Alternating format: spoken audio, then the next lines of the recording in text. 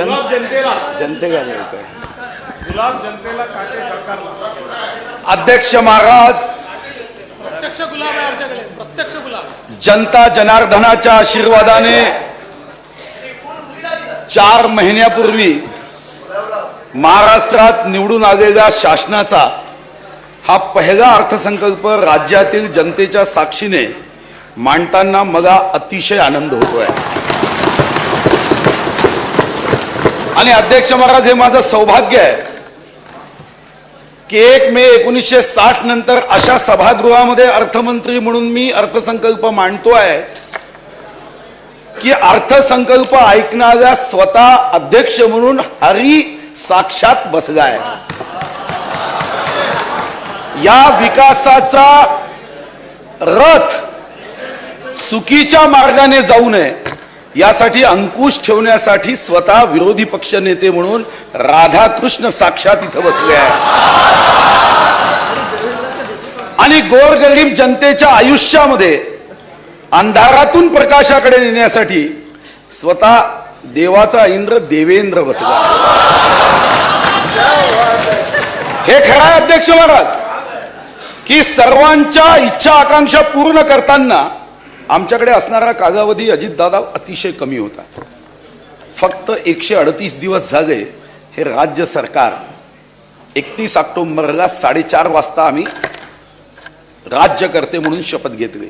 138 दिवसात अध्यक्ष महाराज 3312 तास 1,98,720 मिनिटं, यामध्ये 11,97,00,000 लोकांना न्याय देण्यासाठी अर्थसंकल्प तयार करताना कालावधी कमी होता.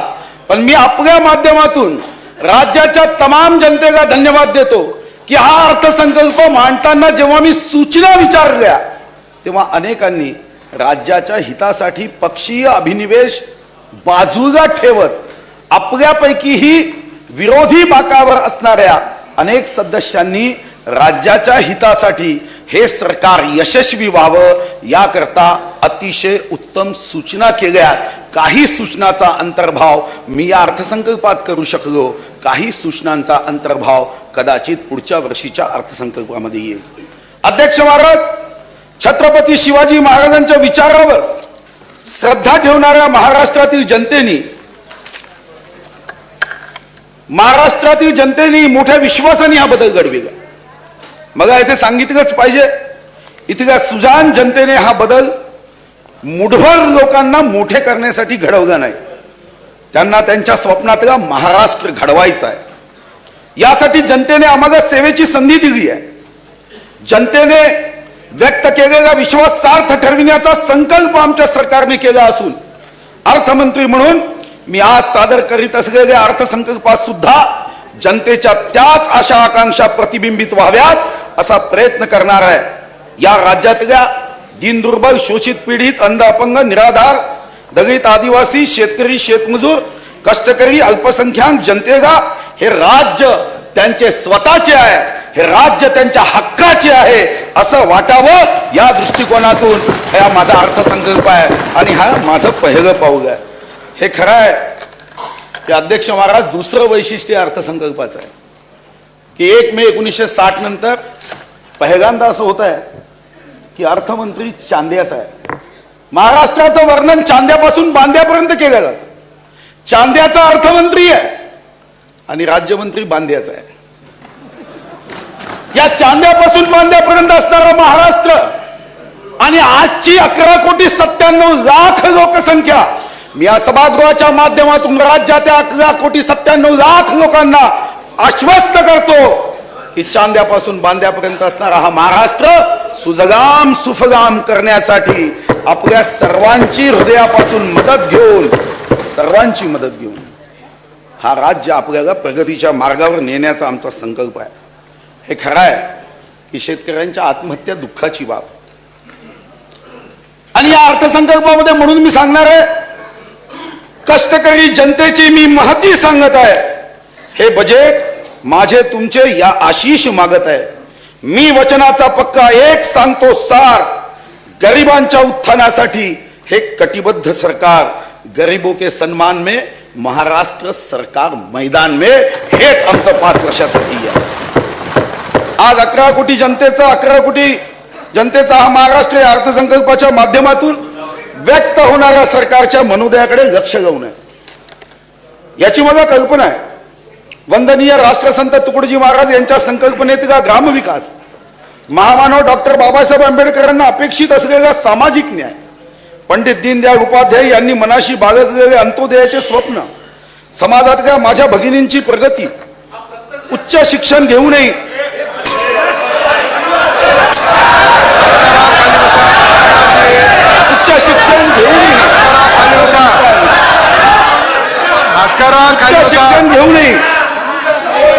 बेरोजगार राहिलेली इतकी तरुणाई, उच्च शिक्षण घेऊनही बेरोजगार राहिलेली इतकी तरुणाई, शेतकरी आदिवासी भास्करराव या सर्वांचा विचार मी आणि माझ्या सरकारने केलाय. थोडक्यात भुजबळ साहेब ऐका ना, थोडं चांगलं करू आपण, चिंता करू नका, चांगलं करू. थोडक्यात कोरडवाहू शेती स्थैर्य देणे, विषमता दूर करणे, पायाभूत सुविधांच्या वेगाने विकास करणे, वाढत्या शहरीकरणाच्या आव्हानास समर्थपणे सामोरे जाणे, सर्वात महत्वाचे तरुणांसाठी रोजगाराच्या संधी निर्माण करणे, या गोष्टींना आम्ही प्राधान्य दिले आहे. मला जाणीव आहे की जुन्या निर्णयाच्या अनुषंगाने तरतुदी ठेवणे ही आवश्यक बाब ठरते. अर्थसंकल्पाची दिशा, त्यातील प्राथमिकता व तरतुदी एकाएकी बदलता येत नाही. तथापि पुढील 5 वर्षात वरील बाबींसाठी मी जास्तीत जास्त निधी उपलब्ध करीन. सुरुवात म्हणून मी या अर्थसंकल्पात वर नमूद केलेल्या बाबींकरता तरतुदीत भरीव वाढ केलेली आहे. मला याची जाणीव आहे की जनतेच्या मनातल्या विकासाचे हे स्वप्न साकारताना आव्हानांना सामोरे जावे लागणार आहे. या राज्यावर वळसे पाटील साहेब आज 3 लाख कोटी रुपयाच्या वरती कर्ज आहे. त्या कर्जाच्या निव्वळ व्याजापोटी 24,000 कोटी रुपये आपल्याला भरावे लागत आहे. वित्तीय व्यवस्थापनाच्या दृष्टीने सर्वात मोठे आव्हान म्हणजे गेल्या काही वर्षात निर्माण झालेले महसुली असंतुलन.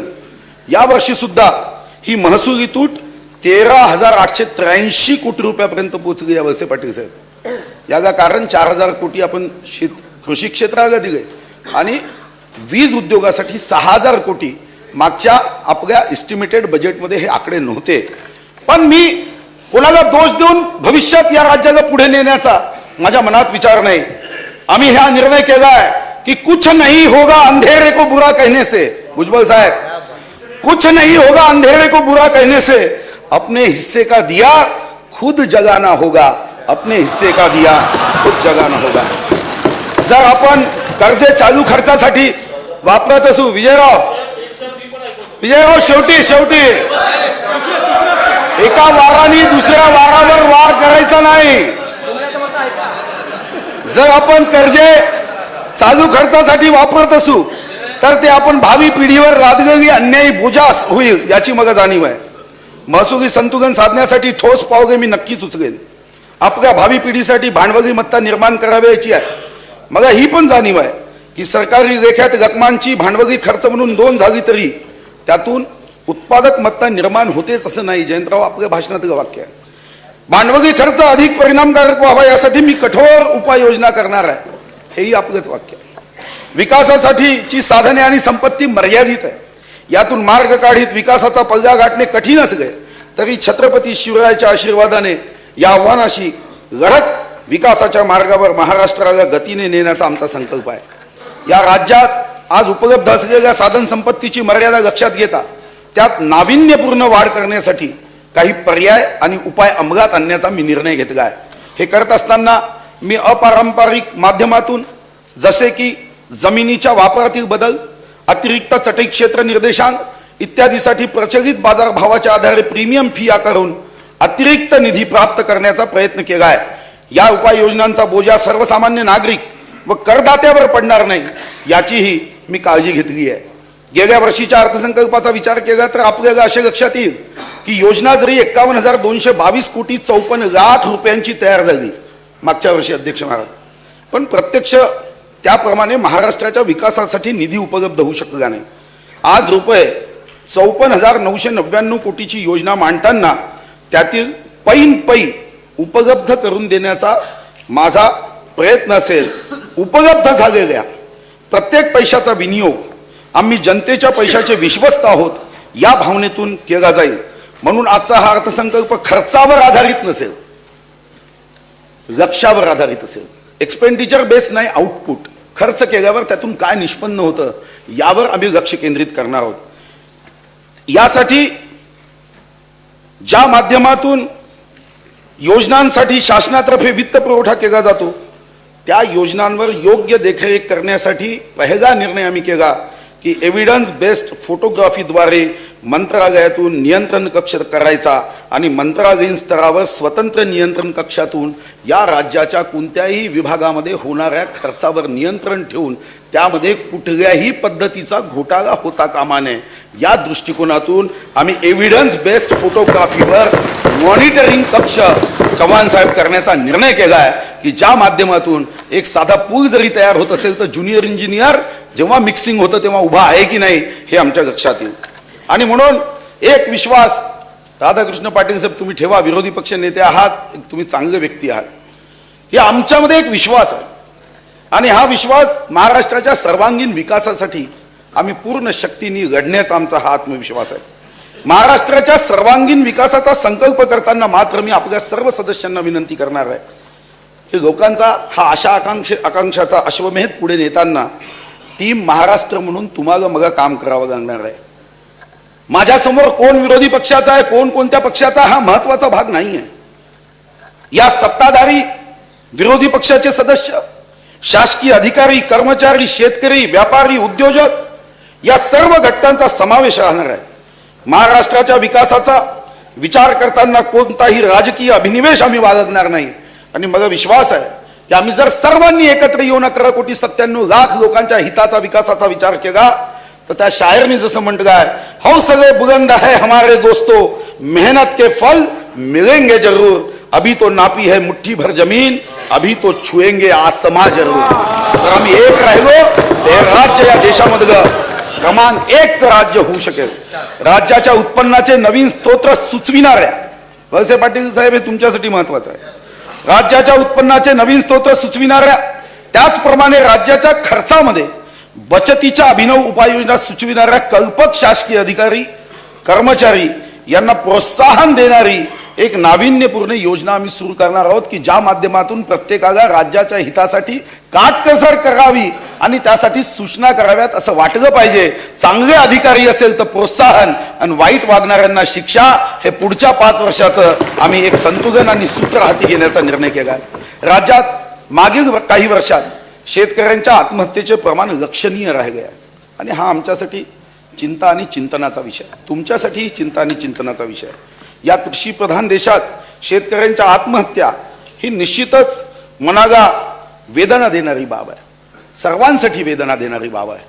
मी या सभागृहाची भावना, जे शेतकरी आज हे अर्थसंकल्प ऐकत असेल त्यांना मी विनंती करतोय की मानतो मी कठीण जेव्हा येतात दिवस, मानतो मी कठीण जेव्हा येतात दिवस, उभी राहते डोळ्यासमोर चिंतेची अवस, वचन देतो आम्ही तुझ्या सोबतीने राहू, शेतकरी राजा नको गळफास गाऊ, नको गळफास गाऊ. हे सभागृह शेतकऱ्याच्या मागे, आम्ही कोणत्या राजकीय पक्षाचे हा प्रश्न माझ्या दृष्टिकोनातून महत्वाचे नाही. शेतकऱ्यांना आर्थिक विवंचनेतून मुक्त करण्यासाठी त्यांना आर्थिक स्थैर्य लाभावे व त्यांचे मनोबल वाढवावे यासाठी आम्ही पहिली महत्वाची योजना हातात घेतली आहे ती म्हणजे जलयुक्त शिवार. जलयुक्त शिवार अभियानासारखा अभिनव व महत्वाकांक्षी उपक्रम हाती घेतला आहे. शेतकऱ्यांच्या आत्महत्यांना प्रामुख्याने जबाबदार असलेल्या सावकारी कर्जाच्या बोजातून बळीराजाला मुक्त करण्यासाठी सावकारी कर्जातून मुक्ती देण्याचा शासनाने निर्धार केला आहे. केंद्र सरकारने 2008 मध्ये जाहीर केलेल्या योजनेचा लाभ सावकारांकडून कर्ज घेतलेल्या शेतकऱ्यांना देण्यात आला नव्हता. डिसेंबर 2014च्या अधिवेशनात माननीय मुख्यमंत्र्यांनी केलेल्या जाहीर घोषणेनुसार मराठवाडा व विदर्भातील शेतकऱ्यांनी सावकाराकडून घेतलेले 156 कोटी रुपयाचे कर्ज व त्यावरील 15 कोटी रुपये व्याज असे एकूण 171 कोटी रुपये शासनाने अदा करून 2,23,000 शेतकऱ्यांना कर्जमुक्त करण्याचा निर्णय घेतला आहे. सन 2014 या वर्षामध्ये राज्यातील शेतकरी बंधूंना नैसर्गिक आपत्तींना तोंड द्यावे लागले आहे. दुष्काळाच्या पाठोपाठ गारपीट व अवकाळी पाऊस या संकटाचा त्यांना सामना करावा लागला. तथापि या शासनाने शेतकरी बंधूच्या पाठीशी समर्थपणे उभे राहून त्यांना 4,000 कोटी रुपयाचे आर्थिक सहाय्य उपलब्ध करून दिले आहे. हे अध्यक्ष महाराज कमी आहे याची जाणीव मग आहे, पण मर्यादित साधन संपत्तीमध्ये शेतकऱ्यांच्या हितासाठी जे जे काही करता येईल हे सरकार कटिबद्ध आहे. या व्यतिरिक्त वीज बिल, परीक्षा शुल्क इत्यादीमध्येही सूट दिलेली आहे. अनियमित पर्जन्यमान, बदलणारा मौसम, त्या शायरनी म्हटलं ते खरं आहे, इंसान कम थे कि आप मौसम भी धोखा देने लगा. आता मौसम सुद्धा कधी येतो, अवकाळी पाऊस येतो. अनियमित पर्जन्यमानामुळे कृषीसाठी व पिण्याच्या पाण्याची तीव्र टंचाई जाणवत असल्यामुळे त्यावर मात करण्यासाठी मी आत्ताच उल्लेख केल्याप्रमाणे जलयुक्त शिवार अभियान राबविण्याचा शासनाने निर्णय घेतला. त्या अंतर्गत शिवारात पडणाऱ्या पावसाचे पाणी अडवून ते जमिनीत जिरवणे, भूगर्भातील पाणी पातळी वाढवणे, विकेंद्रित पाणी साठा निर्माण करणे नियोजित आहे. या योजनेअंतर्गत प्रत्येक गावाच्या पाण्याचे नियोजन करावयाचे असून विकेंद्रित नियोजन व विकेंद्रित अंमलबजावणी अभिप्रेत आहे. जलयुक्त शिवार ही योजना केवळ शासनाची नसून ती लोकांची स्वतःची योजना असेल. लोकांचा पुढाकार आणि सहभागातून ही गावे टंचाईमुक्त होतील अशी मला खात्री आहे. या योजनेसाठी तब्बल 1,000 कोटी रुपये जिल्हा योजनेअंतर्गत उपलब्ध करून दिले आहे. तसेच विकेंद्रित पाणीसाठे निर्माण करण्यासाठी महत्वाकांक्षी साखरी सिमेंट नागा बांध कार्यक्रमाअंतर्गत या 1,000 कोटी व्यतिरिक्त 2015-16 मध्ये मागील वर्षाच्या जवळपास दुप्पट, मागच्या वर्षी जो निधी होता त्याच्यापेक्षा दुप्पट 500 कोटी रुपयाचा नियतव्यय हा सुद्धा साखरी सिमेंट नागा यासाठी आपण प्रस्तावित केलेला आहे. गडचिरोली, भंडारा, गोंदिया व चंद्रपूर हे नक्षलग्रस्त जिल्हे आहे. इथचा शेतकरी अध्यक्ष महाराज माझी मालगुजारी तलावावर मोठ्या प्रमाणावर सिंचन करतो. या जिल्ह्यामध्ये माझी मालगुजारी तलावाची दुरुस्ती व नूतनीकरण यासाठी भंडारा, गोंदियाच्या आमदारांनी अनेकदा मागणी केली होती. आपण अनेकदा मागणी केली होती. मागच्या वर्षी जो निधी होता त्यापेक्षा 10 पट निधी माझी मालगुजारी तलावाला आपण दिला आहे. यावर्षी आपण 100 कोटी रुपयाचा नियतव्यय चिन्हांकित केला आहे. राज्यात सूक्ष्म सिंचनाचा महत्वाकांक्षी कार्यक्रम राबविण्यात येतो. यामध्ये सन 2013-14 अखेर सुमारे 16 लाख हेक्टर एवढे क्षेत्र सूक्ष्म सिंचनाखाली आले आहे.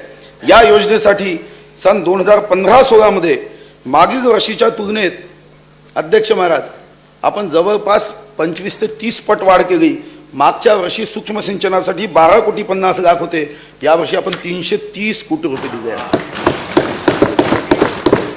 शेतकऱ्यांच्या सर्वाधिक आत्महत्या लक्षात घेता यवतमाळ जिल्ह्यात नवीन पथदर्शी मोतीरामजी लहाने कृषी समृद्धी योजना राबविण्याचा शासनाचा मानस आहे. अध्यक्ष महाराज ही पथदर्शी योजना याकरता आहे की जर यामध्ये यश प्राप्त झालं तर साऱ्या राज्यभर आपल्याला ही योजना पुढच्या 4 वर्षात राबवायची आहे.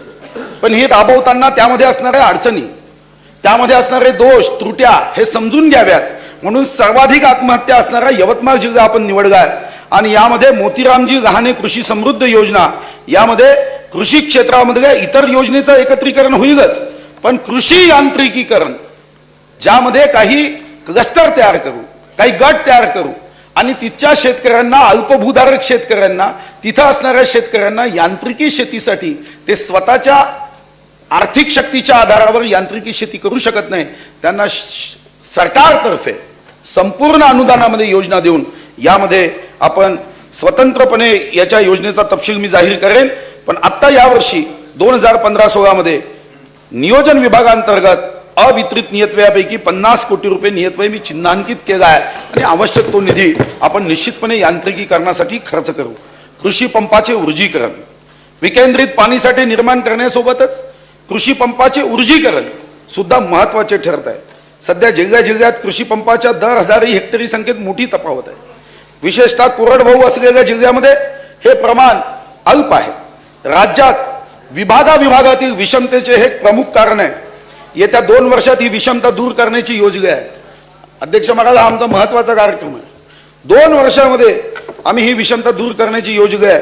कृषी पंपाचे ऊर्जीकरण करण्यासाठी मागील वर्षाच्या 150 कोटी, पृथ्वीराज चव्हाण साहेब 150 कोटी होते मागच्या वर्षी, 150 कोटी रुपयाच्या तुलनेत या वर्षी 1039 कोटी रुपयाचा भरीत नियंत्रण प्रस्तावित केला आहे शेतकऱ्यांच्या कृषी पंपासाठी. दीर्घकालीन ऊर्जा सुरक्षेच्या दृष्टीने अपारंपरिक ऊर्जा स्त्रोताच्या वापरास प्रोत्साहन देणे काळाची गरज आहे. कारण आता धीरे धीरे कोळशाचे साठे कमी होणार आहे आणि अशा वेळी वीज निर्मिती ही आपल्याला अपारंपरिक ऊर्जा स्त्रोताचा कडे जायचं आहे. आणि म्हणून सन्माननीय मुख्यमंत्री महोदयांनी 1039 कोटी रुपये आपण कृषी पंपासाठी अनुदान स्वरूपात देतो. आपण देतो अनुदान, जसं तुम्ही 150 कोटी अनुदान दिलं होतं, आपण 1039 कोटी. दीर्घकालीन ऊर्जा विथ कनेक्शन. बावनकुळे साहेब जोरात आहे. बावनकुळे साहेब आमचे फार जोरात आहे.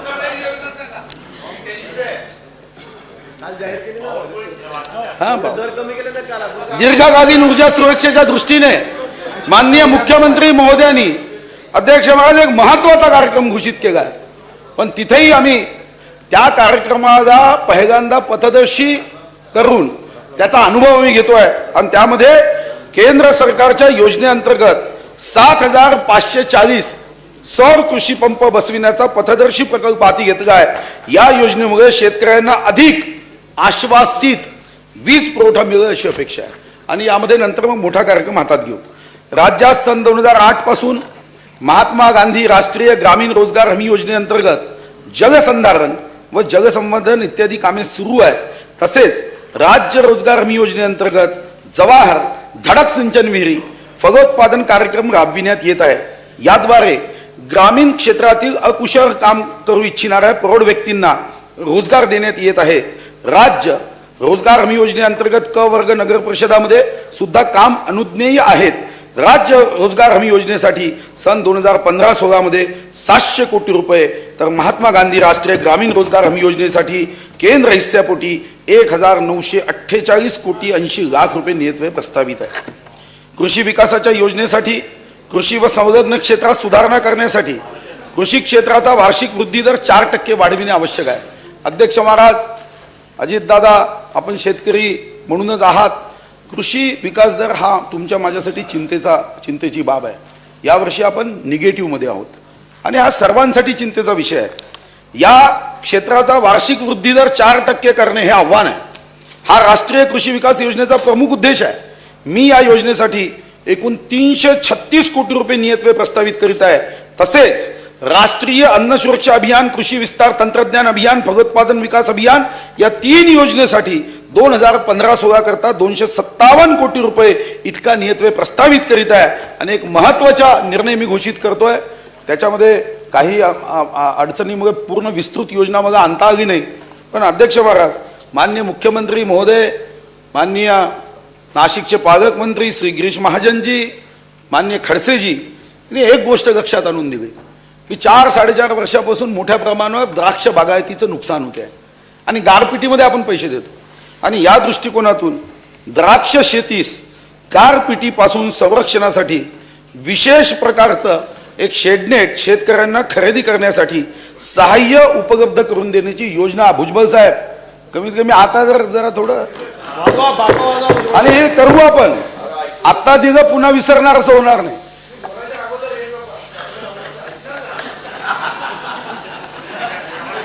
अध्यक्ष महाराज, कौतुक करा. अध्यक्ष महाराज, देशाच्या स्तरावर पारंपरिक जे देशी बीज आहे अध्यक्ष महाराज, ते धीरे धीरे लुप्त होत आहे. देशाच्या स्तरावर एक बँक आहे, पण आपल्या राज्यामध्ये शेतकऱ्यांनी प्रयत्नपूर्वक जतन केलेले गुणवत्तापूर्ण पारंपरिक देशी बीज उत्पादन वाढीसाठी आपण शेडनेट सांगितले ना, योजना जाहीर करतो. इम्पोर्ट ड्युटी 30% जी आहे ती केंद्र सरकारकडे जाऊन ती सुद्धा शून्यावर आणण्यासाठी माननीय मुख्यमंत्री म्हणून आम्ही प्रयत्न करणार आहोत. पण सोबत राज्य सुद्धा, शेवटी जिथं प्रयत्न करायचा तिथं प्रयत्नच करावा लागेल. आणि राज्य स्वतःची एक स्वतंत्र योजना त्याच्यासाठी करत आहे. योजना देणार, आता वेळ कमी असल्यामुळे ते सर्व डिटेलिंग करता नाही आलं, पण ती योजना देणार म्हणजे देणार दादा. राज्यातील शेतकऱ्यांनी प्रयत्नपूर्वक जतन केलेले गुणवत्तापूर्ण पारंपरिक देशी बीज जीन बँक स्तरावर जतन व शास्त्रोक्त पद्धतीने संवर्धन करण्याच्या दृष्टीने उपाययोजना करण्यात येत आहे. त्याकरता सन 2015-16 मध्ये नियोजन विभागाअंतर्गत 10 कोटी अवितरित नियत व्ययापैकी मी चिन्हांकित केला आहे. अशी बँक देशस्तरावर आहे, बाकी सर्व जगात आहे, पण आपल्या राज्यात नव्हती, आपण ती नवीन करतोय. पशुवैद्यकीय संस्थांचे आधुनिकीकरण आणि पशुखाद्य व चारा विकास कार्यक्रम यासाठी सन 2015-16 मध्ये 140 कोटी 92 लाख रुपये नियतव्यय प्रस्तावित करतोय. मच्छीमार नौकांचे यांत्रिकीकरण करण्यासाठी राष्ट्रीय सहकार विकास निगमच्या माध्यमातून अर्थसहाय्य उपलब्ध करून दिले जाते. यासाठी सन 2015-16 मध्ये 13 कोटी 25 लाख रुपये नियतव्यय प्रस्तावित आहे. तसेच नाबार्ड सहाय्यित ग्रामीण पायाभूत विकास निधी अंतर्गत सिंधुदुर्ग, रत्नागिरी, रायगड, ठाणे, पालघर व मुंबई या जिल्ह्यामध्ये जेट्टी उभारण्याचा कार्यक्रम हाती घेण्यात आला आहे. त्याकरता 20 कोटी रुपये नियतव्यय प्रस्तावित आहे आणि आवश्यक तो निधी भास्करराव आपण उपलब्ध करून देणार आहोत. आपल्याला माहिती आहे की एकदम पैसे न देता बसल्या बसल्या बोलू नका, पैसे देतात. नाही भास्करराव मित्र आहे, प्लीज बोलू नका. अध्यक्ष महाराज का मी महत्वाच्या मुद्द्यावर येतोय. एका महत्वाच्या मुद्द्यावर मी येतोय. 720 किलोमीटरचे विषय पुढे आहे, तुम्ही चिंता करू नका भास्करराव, तुमची काळजी मला आहे.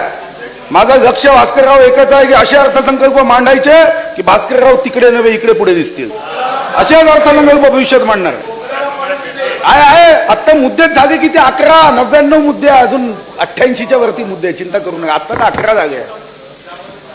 सर्वात महत्वाचा प्रश्न आहे अध्यक्ष महाराज सिंचन. सिंचनाचे प्रकल्प अनेक वर्ष रखडल्यामुळे प्रकल्पाच्या किमतीत भरमसाठ वाढ झाली. हे मोठं आव्हान आहे राज्यासमोरचं. अशा प्रकल्पावर मोठ्या प्रमाणावर निधी खर्च होऊनही त्याचा शेतकऱ्यांना प्रत्यक्ष लाभ मिळू शकला नाही. यासाठी आता प्रकल्पाचे अचूक तांत्रिक वित्तीय नियोजन करून प्रकल्प अंमलबजावणीचा कालबद्ध कार्यक्रम हाती घेण्याचे या शासनाने ठरवले आहे. हे काय आहे की शेतकऱ्याच्या जीवनात पाण्याचं महत्व आहे. येणाऱ्या 5 वर्षामध्ये जे प्रकल्प अपूर्ण आहे त्यापैकी 50% जास्त प्रकल्प पूर्ण कसा करता येईल आणि बाकी प्रकल्पाला वेग धरत लवकरात लवकर कसे पूर्ण करता येईल हा आमचा प्रयत्न आहे.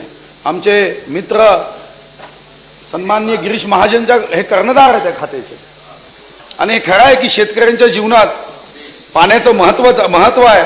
त्या कवीनी म्हटलं ते खरं आहे की या नद्यांना मानतो मी माझी माता, या नद्यांना मानतो मी माझी माता, तिच्या कुशीला देतो पाणी वरचा दाता, अग्रक्रमाने देईग वाटा सिंचनास मी, राहीग माझा अन्नदाता हसता गाता. हे आमचं 5 वर्षाचं स्वप्न आहे. आणि यासाठी महाजन साहेब तुम्ही, मी जेव्हा आकडा सांगेल तेव्हा तुम्ही असा कदाचित मनात प्रश्न विचारू नका की असा निधी तर दादानी अगोदर आम्हाला याच्यापेक्षा जास्त दिला होता. तो नियतव्यय प्रस्तावित केला, पण पैसे मात्र 4 वर्षात तितके वितरित होऊ शकले नव्हते. 50% दिले नाही. मी मात्र, महाजन साहेब तुम्ही माझे मित्र आहात, तुम नियत व्यय पे मत जाइए, मेरी नियत पे जाइए. नियत व्यय पे मत जाइए. मी तुम्हाला जो आकडा आता सांगेल, मी तुम्हाला मित्र म्हणून शब्द देतो की हे सर्व पैसे, जितका आकडा सांगेल मी कट गावणार नाही, कात्री गावणार नाही. जेवढे पैसे सांगेल तेवढे पूर्ण पैसे देईल. मी जर तुम्हाला नियतव्यय प्रस्तावित जो केला, माझी नियत साफ आहे, तेवढे पैसे तुम्हाला देईल. जर याच्यात 1 रुपया कमी दिला तर पुढच्या वरती अर्थसंकल्प मांडणार नाही. हे तुम्हाला मी छातीवर हात ठेवून सांगतो. आणि म्हणून सन 2015-16 मध्ये तेही सांगतो सन 2015-16 मध्ये जलसंपदा विभागास 7,272 कोटी रुपये एवढा नियतव्यय मी प्रस्तावित करण्यात आला असून 38 सिंचन प्रकल्प पूर्ण करण्याचा शासनाचा निर्धार आहे. त्यातून सुमारे 69,000 हेक्टर क्षेत्र सिंचनाखाली येईल. आम्ही साधा सूत्र घेतलं आहे, या वर्षी जेवढे प्रकल्प पूर्ण होईल पूर्ण पैसे, 2 वर्षात जे प्रकल्प पूर्ण होतील त्याला अर्धे पैसे, आणि अध्यक्ष महाराज बाकी जे प्रकल्प आहे त्याच्यासाठी राज्य सरकार विचार करते आहे डिफर पेमेंट, एन्युटी किंवा प्रोजेक्ट वाईज लोन काढायचं. पण हे आव्हान आम्ही स्वीकारलं आहे आणि हे आव्हान पूर्ण करणार गिरीश महाजनांच्या नेतृत्वामध्ये.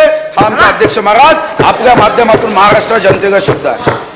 राज्यातील ग्रामीण रस्त्याची दुरावस्था ही चिंतेची बाब आहे, ही सर्वांसाठी चिंतेची बाब आहे. कारण आपल्यापैकी जेव्हा मी अर्थसंकल्पाच्या तयारीसाठी पहिल्यांदा 15 वर्षामध्ये आमदारांना घेऊन आपण डीपीडीसीच्या बैठकी घेतल्या, सर्व आमदारांना निमंत्रित केलं होतं आणि माझ्या लक्षात भास्करराव असं झालं, बरोबर आहे ना वीरेंद्रजी, यशोमतीताई तुम्ही होता, सर्व आमदारांचा एकच मुद्दा प्रामुख्याने माझ्या लक्षात येत होता आणि तो म्हणजे अध्यक्ष महाराज ग्रामीण रस्ते. ग्रामीण रस्त्याबद्दल सर्वांना चिंता आहे की हे रस्ते चांगले व्हावे, यासाठी अल्प निधी दिला जायचा आणि म्हणून माननीय मुख्यमंत्री महोदयांच्या नेतृत्वामध्ये आमच्या ग्रामविकास मंत्री पंकजाताई आणि आम्ही एकत्र बसून एक नवीन योजना प्रस्तावित करतोय. ही आहे मुख्यमंत्री ग्रामीण मार्ग योजना. या महत्वाकांक्षी योजनेसाठी अध्यक्ष महाराज यावर्षी आम्ही आत्ता 350 कोटी रुपये तरतूद केली आहे, 650 कोटी रुपये चिन्हांकित केले आहे आणि डीपीडीसी मध्ये 1413 कोटी म्हणजे 2413 कोटी रुपये या वर्षात ग्रामीण रस्त्यासाठी खर्च करण्याचा आमचा निर्णय आहे. 2413 कोटी. याचं महत्व जयंतराव तुम्ही समजू शकता आणि मला माहित आहे की हे महत्व तुम्ही जाणता, कारण ग्रामीण भागामध्ये तुमचं प्रेम आहे, रस्त्यावरही तुमचं मनापासून प्रेम आहे आणि म्हणून तुम्हाला हे माहित आहे की 2413 कोटी हे ग्रामीण रस्त्यासाठी. तुम्हाला याची जाणीव आहे, मला माहित आहे की तुमचे ओठ काही पुटपटत असेल पण तुमच्या हृदयातून याला धन्यवाद दिले जात आहे, मी तुमचं हृदय बघतोय. आणि अध्यक्ष महाराज दुसरा महत्वाचा निर्णय जयंतराव केला आणि हा महत्वाचा निर्णय की हे 2413 कोटी खर्च करताना ग्रामीण रस्त्याच्या बाबतीमध्ये फक्त 6 महिन्याची डिफॉल्ट लायबिलिटी होती. याचा परिणाम काय व्हायचा, रस्ता तयार व्हायचा 6 महिन्यांनी खराब व्हायचा. लोक म्हणायचे की कुछ तो भी गडबड होई, काहीतरी झालं. आता ही लायबिलिटी खरं तर आमचा असा विचार होता की 10 वर्ष करावी डिफॉल्ट लायबिलिटी, पण पंतप्रधान ग्राम सडक योजनेमध्ये याची 5 वर्षाची डिफॉल्ट लायबिलिटी आहे. तर त्यामुळे आम्ही यामध्ये हा एक महत्वाचा निर्णय केला आहे की आता ग्रामीण रस्त्याची डिफॉल्ट लायबिलिटी ही 6 महिन्यावरून 5 वर्ष करायची. हे खरं आहे की यातून इस्टिमेटमध्ये वाढ होणार आहे, यामध्ये किमतीमध्ये वाढ होईल, पण रस्ता 6 महिन्यात खराब होतोय हे आता होणार नाही. पंतप्रधान ग्राम सडक योजनेअंतर्गत यावर्षी 790 कोटी रुपये, तसेच या योजनेअंतर्गत प्रशासकीय खर्च व भाववाढीच्या निकषात न बसणाऱ्या कामासाठी 71 कोटी रुपये असा 861 कोटी रुपये पुन्हा हा स्वतंत्र निधी केंद्रातून आपल्याला येणार आहे. म्हणजे आपण विचार करू शकता की हा 3000 कोटीपेक्षा जास्त रक्कम ही रस्त्यासाठी.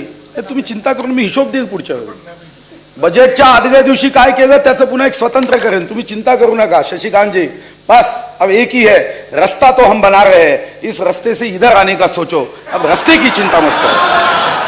पंतप्रधान सन 2015-16 मध्ये 5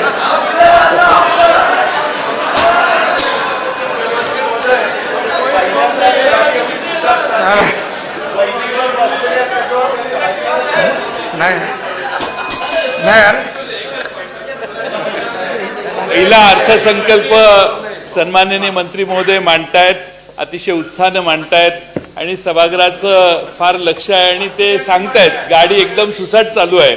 आम्ही का नाही बोलत याचं प्रमुख कारण म्हणजे वहिनीवर बसलेले आहे, त्यामुळं थोडीशी मर्यादा आम्ही सांभाळून बसलेलो आहोत, पण त्यांनी मुक्तपणाने बोलावं. आता हा रस्ता केलेला आहे असं त्यांनी सांगितलेलं आहे, म्हणजे इतर 2 पक्षांना चिंता वाढवण्याचं काम का करताय तुम्ही. जयंतराव धन्यवाद. अध्यक्ष महाराज एक तिसरा महत्वाचा मुद्दा आहे, तो म्हणजे सन 2015-16 मध्ये 5000 किलोमीटर लांबीच्या रस्त्याची सुधारणा करण्याचे आम्ही उद्दिष्ट हाती घेतले आहे. यासाठी 3213 कोटी रुपये नियतव्यय प्रस्तावित आहे, पण हा नियतव्यय कमी आहे कारण रस्त्याची अवस्था चांगली नाही आणि म्हणून आम्ही एक निर्णय घेतला. केंद्राच्या माननीय मंत्री महोदय यांच्याशी आमची बैठक झाली. साधारणतः राज्यातले स्टेट हायवेपैकी 2 ते 3000 किलोमीटर रस्ते त्यांना दिल्यास ते त्यासाठी नॅशनल हायवे म्हणून त्याला पैसे द्यायला तयार आहे आणि ते पैसे आम्हाला प्राप्त होईल. आणि दुसरं आंतरराष्ट्रीय संस्थांच्या माध्यमातून म्हणजे एशियन डेव्हलपमेंट बँक वगैरे एन्युटीच्या माध्यमातून अजून वेगाने विकास करता येईल का हा आमचा विचार आहे. यामध्ये मध्य प्रदेशनी वळसे पाटील साहेब चांगली प्रगती केली, तर हा सुद्धा आमचा या पैशा व्यतिरिक्त म्हणजे 3213 कोटी रुपये दिले पण याशिवाय 2 ते 3,000 किलोमीटर नॅशनल हायवेला मार्ग द्यायचे, तिथून साधारणतः 80-90,000 कोटी रुपये आणण्याचा आमचा प्रयत्न असेल आणि अॅन्युटीच्या माध्यमातून बाकी रस्ते चांगले करायचे, म्हणजे आपल्या राज्याचा जी पायाभूत सुविधा रस्त्यांची आहे ती चांगल्या पद्धतीने करता येईल. अध्यक्ष महाराज, मान्य गडकरींकडूनच दादा आपण सोबत जाऊ. केंद्र सरकारने संसद आदर्श गाव योजना सुरू केली आहे. या योजनेअंतर्गत संसद सदस्यांनी सध्या कार्यरत असलेल्या विविध योजनांच्या कृती संगमातून निवडलेल्या ग्रामपंचायतीचा विकास करावयाचा आहे.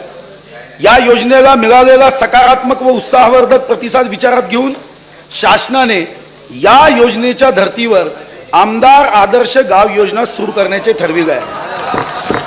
आणि मी विखे पाटील साहेब महाराष्ट्राच्या सर्व खासदारांचं अभिनंदन करेन. ते याकरता की काही राज्यांमध्ये सरकारच्या या योजनेमध्ये राजकारण आणलं गेलं, पण हे महाराष्ट्र असं राज्य आहे, इथं असणाऱ्या प्रत्येक खासदारांनी तो कोणत्या पक्षाचा आहे हे जाणून न घेता, सुप्रियाताई असेल, शरद पवार साहेब असेल, काँग्रेसचे खासदार असेल, सर्वांनी एक गाव दत्तक घेतलं आणि हेच आपल्या राज्याचं वैशिष्ट्य आहे. हे वैशिष्ट्य लक्षात आल्यावर आम्ही निर्णय घेतला आहे की राज्यात सुद्धा आदर्श गाव योजना केली पाहिजे. आमदार आदर्श गाव योजना आम्ही सुरू करण्याचा संकल्प केला आहे. यामध्ये अध्यक्ष महाराज की आदर्श गावाला संबंधित आमदाराने कुठल्याही प्रकल्पाला त्या प्रकल्पाच्या 50% निधी त्याच्या आमदार निधीतून दिला, अजून आहे तर शासनाच्या इतर योजनांमधून 50% निधी आम्ही देऊ. आणि याशिवाय CSR फंड असेल किंवा 5 वर्षात साधारणतः अपेक्षा आहे की एका आमदारांनी 3 गावं आदर्श करावी, 1000च्या जवळपास गावं आदर्श होईल. यावर्षी या व्यतिरिक्त म्हणजे 50% तर सरकार हिस्सा देईलच, आमदार निधी तुम्ही टाकाल त्याच्यासोबत, पण त्याशिवाय आता थोडा कमी निधी आम्ही चिन्हांकित केला आहे, आता 25 कोटी केला आहे. पण आवश्यक असेल आणि आमदार जर चांगल्या योजनेसोबत येतील, नाही आता मनोहरराव नाईकांनी 50 लाखाची अभ्यासिका बांधली, आम्ही परवानगी देतोय, नाही आता कमी आहे, वाढवू ना आपण. असं आहे की आता बाकी सर्व बघता आपल्याला माहित आहे, आपणही मंत्री होता, तुमच्या विभागावर 10 कोटी चिन्हांकित व्हायचे, 25 कोटी आहे, पुढे येतो ना. वीज निर्मिती प्रकल्पासाठी 15-16 मध्ये 535 कोटी 34 लाख रुपये इतका नियतव्यय प्रस्तावित आहे. वीज वितरण प्रणालीची क्षमता वाढविणे, पायाभूत आराखडा 2 यासाठी 538 कोटी 83 लाख रुपये. जलविद्युत प्रकल्पासाठी 900 कोटी रुपयाचा नियतव्यय आपण प्रस्तावित केला आहे. आणि सर्वात महत्वाचं जे बावनकुळेजी, आम्ही अभिनंदन करतो तुमचं, बावनकुळेंनी सांगितलं की राज्यातील विजेचे दर माफक ठेवण्यासाठी शासनाच्या अधिपत्याखाली वीज निर्मिती, पारेषण व वितरण या 3ही शासकीय कंपन्यांचा खर्च कमी करत दूरगामी तसेच त्वरित परिणामकारक असे सर्वंकष प्रयत्न करून वीज दर कमी करणे हा आमच्यासाठी एक महत्वाचा विषय असेल. हे जे बावनकुळे साहेब आपण जे लक्ष ठेवलं आहे, निश्चितपणे हे चांगलं लक्ष आहे. अध्यक्ष महाराज, या राज्यामधला सर्वात महत्वाचा प्रश्न जर कोणी विचारला ग्रामीण भागामध्ये, तर अध्यक्ष महाराज 2 महत्वाचे प्रश्न पुढे येतात. एक तो आपण नंतर बघून घेऊ, आता सध्या अभिनंदन. या राज्यामध्ये अध्यक्ष महाराज, या राज्यामध्ये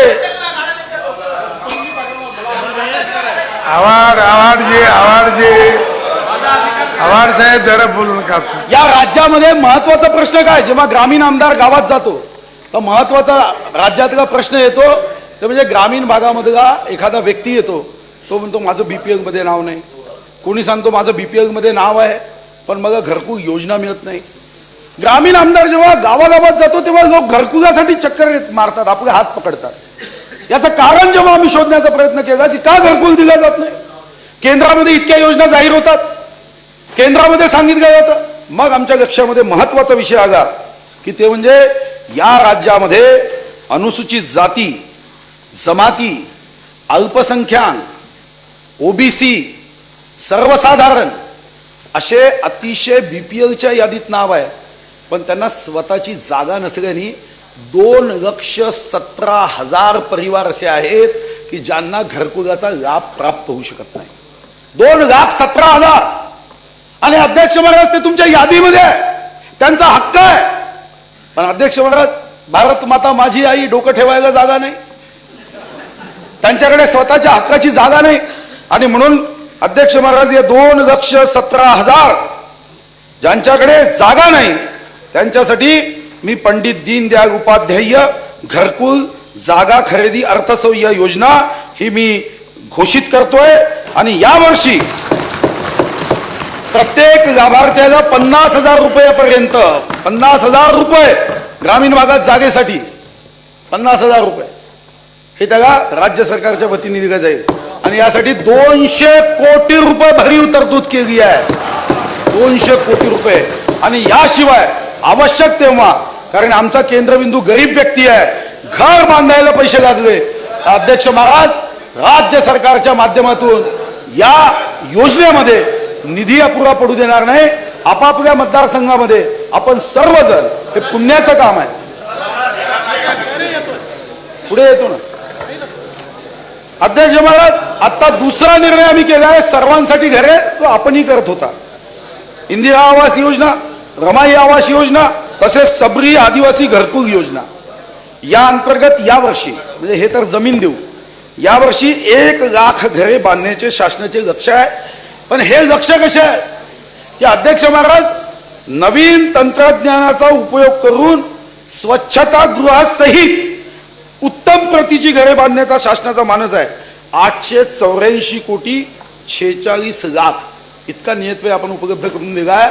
आणि चांगली घरं बांधण्यात यावी, म्हणजे कशाही पद्धतीची घरं होता कामा नये, याकडे शासन स्वतः लक्ष देऊन यामध्ये त्यांना चांगली घरं. आणि अध्यक्ष महाराज, दुसरा आमचा निर्णय आहे, जो केंद्र सरकारमध्ये सन्माननीय प्रधानमंत्री नरेंद्र मोदींचं एक महत्वाचं स्वप्न आहे, झोपडपट्टीवासी व मध्यमवर्गीय यांना परवडणारी घरे उपलब्ध व्हावीत, या दृष्टीने आम्ही नवीन गृहनिर्माण धोरण शासन आणणार आहे. आणि आमचा प्रयत्न असणार आहे की सन 2022 पर्यंत कोणीही घराविना राहणार नाही, असा या शासनाचा संकल्प आहे. फक्त जनतेला विनंती आहे की आम्हाला 2022 पूर्ण होईपर्यंत मदत केली पाहिजे. महाराष्ट्राचे सध्या होत असलेले वाढते नागरीकरण लक्षात घेऊन नागरी भागातील लोकांच्या सुविधांचा वेगळ्याने विचार करणे क्रमप्राप्त झाले आहे. नागरी भागातील जनतेला उच्च प्रतीच्या नागरी सुविधा उपलब्ध करून देण्याचा शासनाचा प्रयत्न आहे आणि आवश्यकता आहे. आज मानव विकास निर्देशांकामध्ये अध्यक्ष महाराज, हा आमच्यासाठी चिंतेचा विषय आहे की आम्ही अच्युत्य, उच्च, मध्यम आणि कनिष्ठ, आम्ही मध्यममध्ये येतो. श्रीलंका सारखा छोटा देश हे आमच्यापेक्षा अच्युत्यमध्ये येतो. आणि म्हणून अच्युत्य, अतिउच्च, अच्युत्यच म्हणतात त्याला. मुंबई मेट्रो लाईन 3च्या कामास गती देण्यासाठी विशेष हेतू वाहन कंपनीची स्थापन करण्यात आली असून या प्रकल्पासाठी 109 कोटी 60 लक्ष रुपये हे नियतव्यय प्रस्तावित आहे. 109 कोटी 60 लाख. नागपूर व पुणे मेट्रो आहे अजितदादा, रेल्वे प्रकल्पाच्या कामास विशेष गती देण्यासाठी या प्रकल्पांना सन 2015-16 मध्ये अनुक्रमे 197 कोटी 69 लाख व 174 कोटी 99 लाख रुपयाचा नियतव्यय प्रस्तावित केला. पुण्याला आहे बापट साहेब, 174 कोटी 99 लाख. लिहून घ्या तुमच्याच प्रयत्नांनी. वाढत्या नागरीकरणाबरोबर भौतिक व सामाजिक सुविधांमध्ये वाढ करून देशात गुंतवणुकीचा ओघ वाढविण्याच्या दृष्टीने विकसित शहरे निर्माण करणे गरजेचे आहे. त्यानुसार देशात स्मार्ट सिटीज विकसित करण्याची संकल्पना राबविण्यात येणार आहे. केंद्र सरकारच्या सदर योजनेतून राज्यातील जास्तीत जास्त शहराचा अंतर्भाव करण्यासाठी सद्यस्थितीत 2015-16 मध्ये 268 कोटी रुपये इतका नियतव्यय प्रस्तावित आहे. देशातील सर्व शहरे आणि नगरे पूर्णपणे स्वच्छ, निरोगी आणि राहण्यायोग्य करून सर्व नागरिकांना चांगले आरोग्य व स्वच्छ पर्यावरण देण्यासाठी केंद्र सरकारने स्वच्छ भारत अभियानाची सुरुवात केली आहे. यासाठी शहरासाठी 320 कोटी रुपये व ग्रामीण भागासाठी 490 कोटी 49 लाख रुपये इतका नियतव्यय राज्य हिस्सेसाठी उपलब्ध आहे. म्हणजे केंद्रातून बाकी मदत येईल. महाराष्ट्र सुजल व निर्मल अभियानांतर्गत नागरी भागातील 257 पाणी पुरवठा व मलनिस्सारण योजनांना मान्यता देण्यात आल्या आहेत. याकरता सन 2015-16 मध्ये 80 कोटी 50 लाख रुपयाचा नियतव्यय प्रस्तावित आहे. यासाठी मी पुढे आवश्यकतेनुसार अधिक निधी उपलब्ध करून देईल. महाराष्ट्र शासन राज्यातील सर्व द वर्ग महानगरपालिका, सर्व नगर परिषदा व नगरपंचायतीमध्ये महाराष्ट्र सुवर्ण जयंती नगरोत्थान महाअभियान राबविण्यात येतो आहे. यासाठी 600 कोटी रुपयाचं नियतव्यय यावर्षी आपण प्रस्तावित करतोय.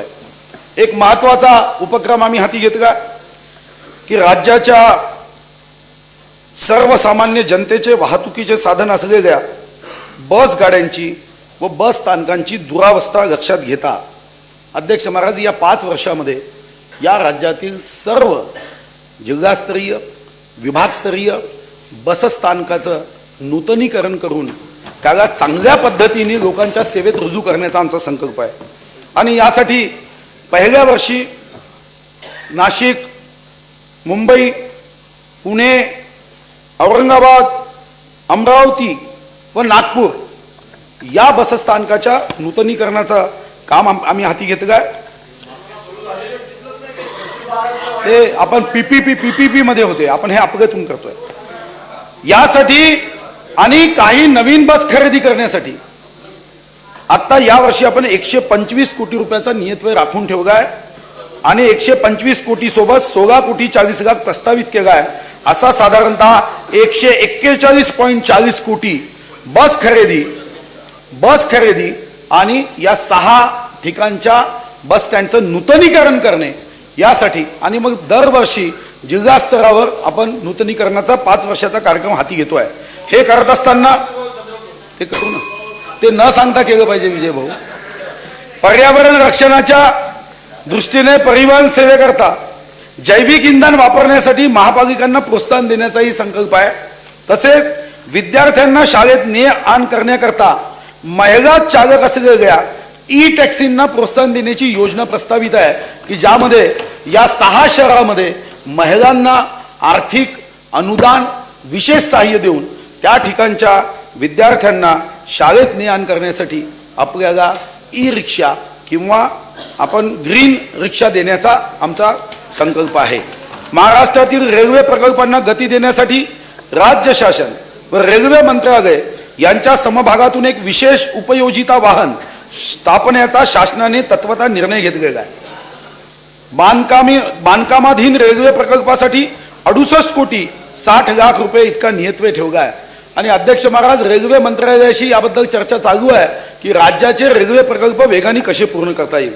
जयगड बंदर विकास, दळणवळणाच्या दृष्टीने अत्यंत महत्त्वाचे असलेले रत्नागिरी जिल्ह्यातील जयगड बंदर रेल्वेशी जोडण्याच्या दृष्टीने Maharashtra maritime board, Konkan railway व विकासक जयगड बंदर यांच्या सामंजस्य करार केला आहे. आपण 68 कोटी 60 लाख ठेवले आहे, पण याच्यातून होत नाही. म्हणून आपण जसं कोकण बोर्ड आहे, रेल्वे मंत्र्यांशी आपण चर्चा झाली आहे, आपण स्वतंत्र काही बोर्ड करून काही इतर देशातून आपण निधी त्यांनी घ्यायचा आणि आपण घ्यायचा 30 वर्षाच्या कर्जाने अशी एक योजना प्रस्तावित आहे. त्यावर चर्चा सुरू आहे. तो करावा लागेल. राज्याकडे असणारी साधन संपत्ती अमर्यादित नाही. महाराष्ट्र विमानतळ विकास कंपनीच्या अखत्यारीतील ओझर, कोल्हापूर, अकोला, शिर्डी, कराड, अमरावती, सोलापूर, चंद्रपूर इत्यादी विमानतळांच्या धावपट्ट्याचे परीक्षण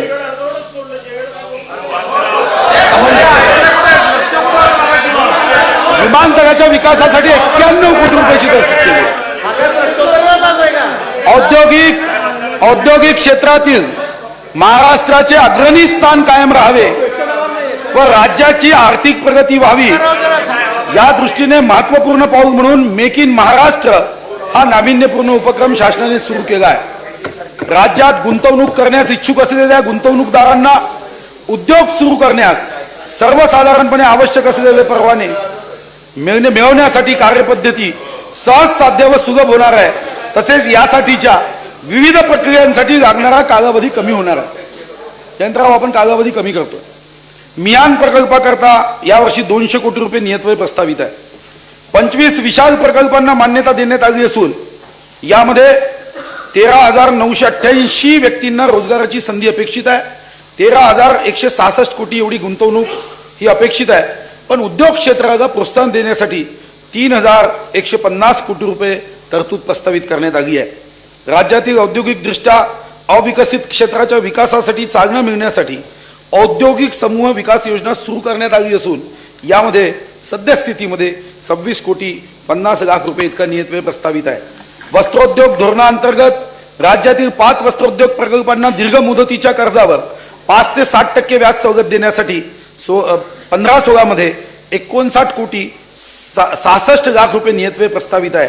यासोबतच मराठवाडा, विदर्भ, उत्तर महाराष्ट्रातील पात्र वस्त्रोद्योग प्रकल्पांना दीर्घ मुदती कर्जाच्या 10% भांडवली अनुदान देण्यासाठी 28 कोटी रुपये नियतव्यय प्रस्तावित आहे। यंत्रमाग धारकांना वीज दरात सवलतीच्या नियमित योजनांसाठी नियमित योजना 1,232 कोटी 53 लाख रुपये प्रस्तावित आहे। ही नियमित योजना आहे। काजू प्रक्रिया उद्योगास प्रोत्साहन अनुदान कोकणातील काजू प्रक्रिया उद्योग घटकांनी उत्पादित व प्रक्रिया केलेल्या काजूपैकी अंतिमतः विक्री झालेल्या काजूच्या विक्रीवर मूल्यवर्धित कर भरल्यावर त्यांना त्या कराची रक्कम प्रोत्साहन अनुदान म्हणून देण्यात येते। त्यासाठी मी 5 कोटी रुपये प्रस्तावित करतोय।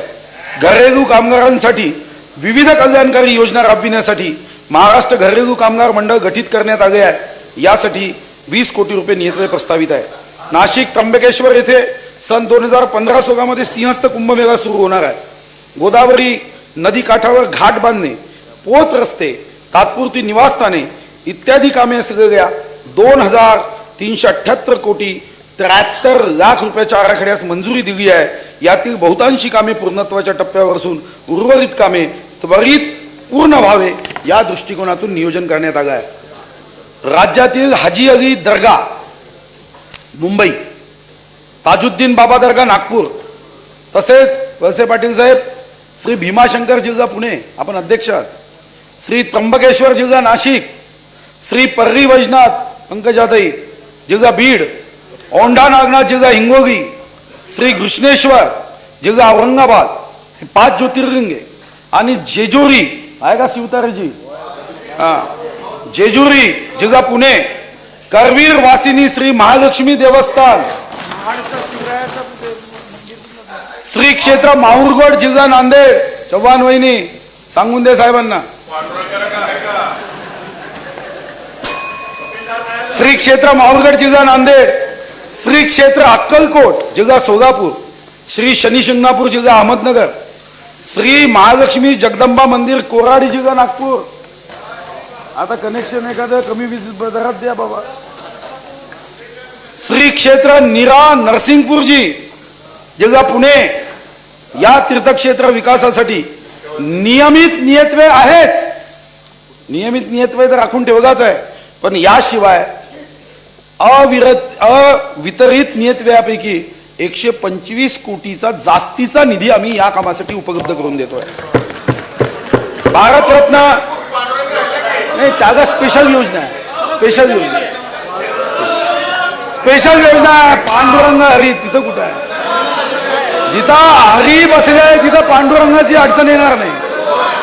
भारतरत्न डॉक्टर बाबासाहेब आंबेडकर यांच्या जयंतीला पुढील वर्षी 125 वर्षे पूर्ण होत असल्याचे औचित्य साधून कामठी जिल्हा नागपूर येथे भारतरत्न डॉक्टर बाबासाहेब आंबेडकर यांचे स्मारक व प्रशिक्षण केंद्र विकसित करण्यासाठी नियोजित विभागाअंतर्गत माजी राज्यमंत्री जरा आपसात बाकी देतो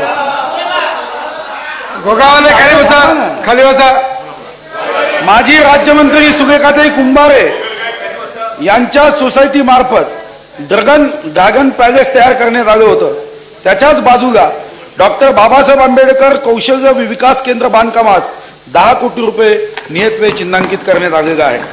राज्य संरक्षित किल्ल्यांचे जतन व संवर्धन करण्यासाठी व स्थानिक लोकाभिमुख पर्यटनासाठी बृहत आराखडा तयार करण्यात येत आहे। हा एक महत्वाकांक्षी प्रकल्प आहे। यावर्षी एकात्मिक विकास आणि संवर्धनासाठी 10 महत्वाचे किल्ले निवडण्यात येतील। या प्रत्येक किल्ल्यात पर्यटक माहिती केंद्र तसेच मूलभूत सोयी सुविधा असतील, परिसर स्वच्छ राखणे तसेच संयुक्त वन व्यवस्थापन समितीमार्फत वनीकरण व त्याचे संरक्षण याचाही यामध्ये अंतर्भाव असेल। काही निवडक किल्ल्यांमध्ये वनी प्रकाश कार्यक्रम साऊंड अँड लाईट शो करण्याचे प्रस्तावित आहे। यावर्षी रायगड किल्ल्यावर रायगड महोत्सव भरविण्यात येणार आहे आणि त्यासाठी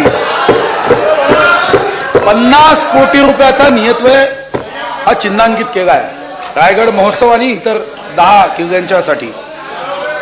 महाराष्ट्राला विपुल निसर्ग संपदा लाभली आहे। ईश्वर प्रसन्न आहे महाराष्ट्रावर, त्यामुळे महाराष्ट्रात पर्यटनास भरपूर वाव आहे। पर्यटनाच्या माध्यमातून रोजगार निर्मिती, स्थानिक जनतेचे राहणीमान सुधारणे तसेच त्याचे राज्याच्या आर्थिक प्रगतीतील महत्त्व लक्षात घेता पर्यटन विकासाला चालना देण्याचा शासनाचा प्रयत्न आहे। वनातील निसर्ग पर्यटन विकसित करणे तसेच जैविक विविधतेचे संरक्षण करून वनावर उपजीविकेसाठी अवलंबून असणाऱ्या लोकांचे राहणीमान सुधारणे या उद्देशाने महाराष्ट्र राज्य निसर्ग पर्यटन विकास मंडळ स्थापन करण्याचा शासनाने निर्णय घेतला आहे आणि यासाठी 15-16 मध्ये प्राथमिक बाबीसाठी म्हणजे मंडळ स्थापन करण्यासाठी 50 लाख रुपये नियतव्यय दिला आहे आणि इतर नियतव्यय आवश्यकतेनुसार उपलब्ध करून दिला जाईल। महाराष्ट्राला कोकणात 720 किलोमीटर सागरी किनारा लाभलेला आहे। ही बाब विचारात घेऊन यामध्ये सध्या सागरी किनारा पर्यटन हे विकसित करण्यासाठी आता 42 कोटी रुपये नियतव्यय प्रस्तावित केला आहे आणि आवश्यक असेल तेव्हा तो निधी आपण त्यांना देणार आहोत। चांदा आणि बांदा पर्यटन विकास, चांदा ते बांदा महाराष्ट्राचं वर्णन केलं गेलं आहे। महाराष्ट्राच्या 2 टोकावरील चंद्रपूर व सिंधुदुर्ग हे खनिज व नैसर्गिक संपत्तीचे वरदान लाभलेले जिल्हे आहे। या नैसर्गिक संपत्तीचा इष्टतम वापर व्हावा यासाठी सघन नियोजन व अंमलबजावणीचा विशेष कार्यक्रम राबविण्यात येईल। त्या अनुषंगाने चंद्रपूर जिल्ह्यातील बल्लारपूर येथे बंगलोरच्या धर्तीवर वनस्पती उद्यान, बॉटॅनिकल गार्डन तसेच सिंधुदुर्ग जिल्ह्यात पर्यटन वृद्धीसाठी विशेष कार्यक्रम आखण्यात येणार आहे। सिंधुदुर्ग जिल्ह्यासाठी तयार केलेला जिल्हा पर्यटन आराखडा world bank, Asian development bank यांना आर्थिक सहाय्य मिळवण्यासाठी विचारार्थ सादर करण्याचे प्रस्तावित आहे। सिंधुदुर्ग जिल्ह्यातील प्रस्तावित सी वर्ल्ड प्रकल्पासाठी आवश्यक निधी उपलब्ध करून देण्यात येईल। केंद्रीय पर्यटन मंत्रालयासही या प्रकल्पासाठी निधी उपलब्ध करून देण्याची विनंती करण्यात आली असून हा प्रकल्प अग्रक्रमित झालेला आहे। सी वर्ल्ड प्रकल्पाचा भाग म्हणून कौशल्य विकास प्रशिक्षण केंद्र उभारण्याचेही प्रस्तावित आहे। महाराष्ट्रात पर्यटनस्थळी भेटी देणाऱ्या देशी विदेशी पर्यटकांना दिशादर्शक फलक, आंतरराष्ट्रीय दर्जाची स्वच्छतागृहे, पिण्यासाठी पाणी, खाद्यगृहे यासारख्या मार्गस्थ सुविधा उपलब्ध करून देण्यात येणार आहे। मुंबई, रत्नागिरी, सिंधुदुर्ग, औरंगाबाद, बुलढाणा, कोल्हापूर इत्यादी ठिकाणी पर्यटन सुविधा उपलब्ध होणे आवश्यक आहे आणि त्यासाठी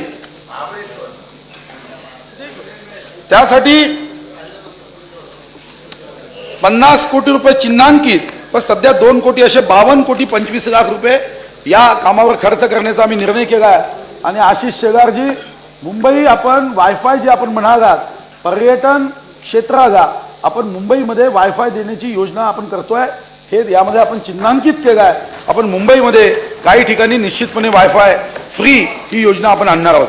पर्यावरण संवर्धन राष्ट्रीय सरोवर संवर्धन योजनेअंतर्गत सोलापूर, धुळे, नंदुरबार, नागपूर, सांगली, कोल्हापूर, सिंधुदुर्ग, चंद्रपूर, ठाणे, रायगड, लातूर, अहमदनगर, सातारा व पुणे या जिल्ह्यातील पर्यावरणाच्या संवर्धनासाठी काही तलावाची कामं सुरू केली आहे आणि यामध्ये सद्यस्थितीमध्ये आपण 9 कोटी 10 लाख रुपये प्रस्तावित केला आहे आणि आवश्यक नियतव्यय आपण त्यांना पुन्हा प्रस्तावित करणार आहोत। संजय गांधी राष्ट्रीय उद्यान, संजय गांधी राष्ट्रीय उद्यान मुंबईच्या आमदारांसाठी एक महत्त्वाचा विषय आहे। ताडोबा अंधारी व्याघ्र प्रकल्प आणि गोरेवाडा प्राणी संग्रहालय येथे मसाई मारासारखे आंतरराष्ट्रीय दर्जाचे सामूहिक वन्यजीव संरक्षित क्षेत्र व पर्यटन सुविधा विकसित करण्यात येत आहे. तसेच अभयारण्यात जंगल सफारी करताना पर्यटकांना बायोडायजेस्टर टॉयलेट, पिण्यासाठी शुद्ध पाणी यासारख्या सुविधा उपलब्ध करून देण्यात येईल. त्याचबरोबर इतर ठिकाणीही वन पर्यटन स्थळे विकसित करण्यात येईल. या बाबीसाठी एकूण 191 कोटी रुपये 91 कोटी रुपये अध्यक्ष महाराज आपण नियतव्यय प्रस्तावित केलाय आणि 100 कोटी चिन्हांकित केलाय. 191 कोटी रुपये आपण या संजय गांधी नॅशनल पार्क, गोरेवाडा प्राणी संग्रहालय घेतो ना. हा चिन्हांकित एक नवीन शब्द केला. सामाजिक वनीकरणामार्फत, कारण अध्यक्ष महाराज आज आपण अनुभवतो की झाडांचं काय महत्व आहे आणि म्हणून आम्ही निर्णय केलाय की सामाजिक वनीकरणामार्फत प्रत्येक जिल्ह्यात उत्तमराव पाटील वन उद्यानाची निर्मिती 5 वर्षात करण्याचा शासनाचा मानस आहे. अशा उद्यानात वनीकरण, स्थानिक प्रजातीच्या वनस्पतीची लागवड, निसर्ग परिचय केंद्र, वन व पर्यावरण शिक्षण केंद्र यासाठी यावर्षी मी 20 कोटी रुपयाचा नियतव्यय प्रस्तावित करतोय आणि भविष्यात यासाठी लागणारा निधी हा प्राप्त होईल. राज्यात प्रत्येक जिल्ह्याच्या ठिकाणी सांगतो 191 कोटी आहे. राज्यात प्रत्येक जिल्ह्याच्या ठिकाणी उच्च तंत्रज्ञानावर आधारित रोपवाटिका निर्माण करण्यात येईल. यासाठी 18,70,00,000 रुपये नियतव्यय मी प्रस्तावित केला आहे. एक महत्वाचा निर्णय हा राज्य सरकार घ्यायला निघाला आहे. अध्यक्ष महाराज, आपण आदिवासी विभागासाठी 9.4% आपण पैसा आरक्षित करतो आपल्या प्लॅन बजेटच्या. आम्ही आता नवीन निर्णय करतोय की यामध्ये जे आदिवासी गाव आहे त्यांना एकूण आपल्या अर्थसंकल्पापैकी 5% ग्रामपंचायतीला प्रत्यक्ष पैसे द्यायचे. म्हणजे साधारणतः या मध्ये असणारे जे गाव आहे त्याला 250 कोटीच्या जवळपासचा निधी उपलब्ध होतील. हा निर्णय सुद्धा आम्ही या अर्थसंकल्पामध्ये करतोय. त्यासोबतच पेसा अधिनियम 1996 आणि वन हक्क कायदा 2006 यामधील तरतुदींची परिणामकारक अंमलबजावणी करण्याच्या उद्देशाने त्रिस्तरीय सहकारी संघ स्थापन करण्यात येणार आहे. या यंत्रणेद्वारे औषधी वनस्पती, सुगंधी वनस्पती, गोंद, तेंदूपाने इत्यादीचे संकलन, मूल्यवर्धन, साठवण, विपणन इत्यादीचा समन्वय साधणे शक्य होईल व मालाची योग्य किंमत वनातील व वनालगत राहणाऱ्या गावातील गावकऱ्यांना मिळेल. यासाठी महाराष्ट्र राज्य औषधी वनस्पती व अकाष्ट वनोपज सहकारी संघाची स्थापना करायची आहे. प्राथमिक बाबीसाठी, कारण ही नवीन योजना असलेली, आपण 50 लाख रुपये नियतव्यय प्रस्तावित केला आहे कदम साहेब, पण पुढे आपण जास्त पैसे देऊ, चिंता करू नका. राज्याने नुकतेच डिसेंबर 2014 मध्ये नवीन बांबू धोरण जाहीर केले. बांबू व बांबूवर आधारित लघु उद्योग क्षेत्राला प्रोत्साहन देण्याच्या उद्देशाने महाराष्ट्र राज्य बांबू विकास मंडळ स्थापन करण्याचे प्रस्तावित आहे. प्रारंभिक बाबीसाठी आवश्यक नियतव्यय हा केला आहे. अधिसूचित वन्यजीव अभयारण्याबाहेर बफर झोन लोकसहभागातून वन क्षेत्र वाढवणे, वृक्ष संपत्तीचे व्यवस्थापन करणे, तसेच राज्याच्या ग्रामविकास विभाग, आदिवासी विकास विभाग व जलसंधारण विभागाच्या योजना एकात्मिक पद्धतीने राबविणे यासाठी श्यामाप्रसाद मुखर्जी जन वन विकास योजना या नावाने नवीन योजना सुरू करण्याचा शासनाचा मानस आहे. त्यासाठी 15-16 मध्ये 25 कोटी रुपये नियतव्यय चिन्हांकित केला आहे. राज्यात विविध ठिकाणी असलेल्या प्राणी संग्रहालयातील व्यवस्थापनाच्या दृष्टिकोनातून व केंद्र सरकारच्या प्राणी संग्रहालय प्राधिकरण यांच्याशी समन्वय ठेवण्याकरता महाराष्ट्र राज्य प्राणी संग्रहालय प्राधिकरण स्थापन करण्याचे प्रस्तावित आहे आणि यासाठी आवश्यक नियतव्यय उपलब्ध केला आहे. मानव आणि वन्यप्राणी संघर्ष कमी करून अभयारण्य व राष्ट्रीय उद्यानालगतच्या गावकऱ्यांना पर्यटनासंबंधित लाभ देण्याच्या दृष्टिकोनातून सामूहिक निसर्ग संवर्धन ही नवीन संकल्पना राबविण्यात येणार आहे. उमरेड करहाणगा या अभयारण्याच्या लगतच्या गोठणगाव येथे उद्योजकता सामाजिक दायित्व माध्यमातून प्रायोगिक स्तरावर हे राबविण्याचं प्रस्तावित आहे आणि ही संकल्पना ताडोबा व्याघ्र प्रकल्पाच्या बफर क्षेत्रात उद्योजकता सामाजिक दायित्व व शासकीय अनुदान या माध्यमातून राबविण्यात येईल. आता एका महत्त्वाच्या विषयाकडे मी सभागृहाचं लक्ष वेधू इच्छितो, ते म्हणजे कौशल्य विकास. आज राज्याच्या तरुणांचं आव्हान बेरोजगारी हे प्रश्न आमच्यासमोर महत्त्वाचे प्रश्न आहे. तरुणांना रोजगाराच्या संधी उपलब्ध होणे हे आपल्या पिढीसमोर तसेच शासनासमोर सर्वात मोठे आव्हान आहे. शासनाने देऊ केलेल्या सवलतीवर अवलंबून राहण्यास आजच्या तरुणाला स्वारस्य नाही. साहजिकच काहीतरी रोजगार असावा व परिवाराचा आणि समाजाचा एक उत्पादक सदस्य म्हणून सन्मानाने जगता यावे अशी या तरुण वर्गाची सर्वसाधारण भावना आहे. तरुणांना आपले भावी आयुष्य समर्थपणे घडविता यावे यासाठी परंपरागत शिक्षणास कौशल्य विकासाची जोड देणे आवश्यक आहे. आणि यासाठी माननीय पंतप्रधान श्री नरेंद्र मोदी यांनी स्किल इंडियाची संकल्पना मांडली. त्यास अनुसरून आम्ही कुशल महाराष्ट्र रोजगारयुक्त महाराष्ट्र कुशल महाराष्ट्र रोजगारयुक्त महाराष्ट्र हे ध्येय समोर ठेवले आहे. राज्यात नुकताच कौशल्य विकास व उद्योजकता विभागाचा स्वतंत्र विभाग निर्माण करण्यात आला आहे. राज्यात सध्या कौशल्य विकास व स्वयंरोजगार सहाय्याच्या काही योजना आहेत. या सर्व योजनांचे मूल्यमापन व आवश्यकतेनुसार एकत्रीकरण करून कौशल्य विकास व स्वयंरोजगार सहाय्यासाठी प्रमोद महाजन कौशल्य विकास योजना या नावाने एक व्यापक योजना अंमलात आणण्याचे ठरविले आहे. या योजनेअंतर्गत तरुणांना ते करत असलेल्या किंवा त्यांचा कल असलेल्या रोजगारासाठी प्रशिक्षण तसेच स्वयंरोजगारासाठी दरवर्षी 5 लाख युवकांना औद्योगिक प्रशिक्षण संस्था व खाजगी संस्थेत प्रशिक्षण देऊन 75% आश्वासित रोजगार मिळेल असे नियोजन करण्यात येत आहे. म्हणजे हा महत्वाचा मुद्दा आहे. बांधकाम उत्पादन आणि निर्मिती वस्त्रोद्योग ऑटोमोबाईल आरोग्य सेवा बँकिंग वित्त आणि विमा औद्योगिक औषध उत्पादने कृषी प्रक्रिया आदी क्षेत्रावर भर देण्यात येणार आहे. या योजनेच्या माध्यमातून जास्तीत जास्त तरुणांपर्यंत पोहोचवण्याचा आमचा प्रयत्न राहील. प्रत्येक जिल्ह्यात कौशल्य प्रशिक्षण केंद्र स्थापन करण्याचा तसेच औद्योगिक प्रशिक्षण केंद्राचे रूपांतर कौशल्य विकास केंद्रात करण्याचा शासनाचा मानस आहे. रुपे साहेब आपली मदत लागेल यासाठी. योजनेचा सविस्तर तपशील स्वतंत्रपणे जाहीर केला जाईल. या योजनेच्या प्रभावी अंमलबजावणीसाठी शासन प्रयत्नाची पराकाष्ठा करेल. कौशल्य विकास व उद्योजकता विभागासाठी सद्यस्थितीमध्ये मी 161 कोटी 84 लाख रुपयाचा नियतव्यय उपलब्ध केला आहे. आणि मी या सभागृहाला हमी देतो की या रोजगार तरुणाईसाठी जोही पैसा उपलब्ध करावा लागेल त्यासाठी आम्ही मागे पुढे पाहणार नाही. कारण ही तरुणाई राज्याची शक्ती आहे. हीच शक्ती या राज्याला छत्रपती शिवाजी महाराजांचं स्वप्न साकार करण्यासाठी हेच मजबूत हात कामी लागणार आहे. आणि म्हणून यासाठी पैसे आम्ही कमी पुढे करू देणार नाही. राष्ट्रपिता महात्मा गांधी यांच्या विचाराचा अंगीकार करत सेवाग्राम जिल्हा वर्धा या ठिकाणी ग्रामोद्योग कुटीरोद्योग व हस्तकला यांना प्रोत्साहन देण्यासाठी संसाधन व प्रशिक्षण केंद्र स्थापन करण्याचा शासनाने निर्णय घेतला. अध्यक्ष महाराज, ही अनेक ठिकाणी हे छोटे छोटे ग्रामोद्योग आहेत. परंपरागत उद्योग करतात पण त्यांना लागणारं नवीन तंत्रज्ञान ज्यातून त्यांची उत्पादकता वाढू शकेल ज्यातून त्यांची क्षमता वाढू शकेल आर्थिक शक्ती वाढू शकेल यासाठी आम्ही हे प्रशिक्षण केंद्र स्थापन करण्याचा निर्णय केला आहे. यासाठी यावर्षी मी 25 कोटी रुपये नियतव्यय चिन्हांकित केला आहे आणि भविष्यात जो लागेल तो निधी देऊ.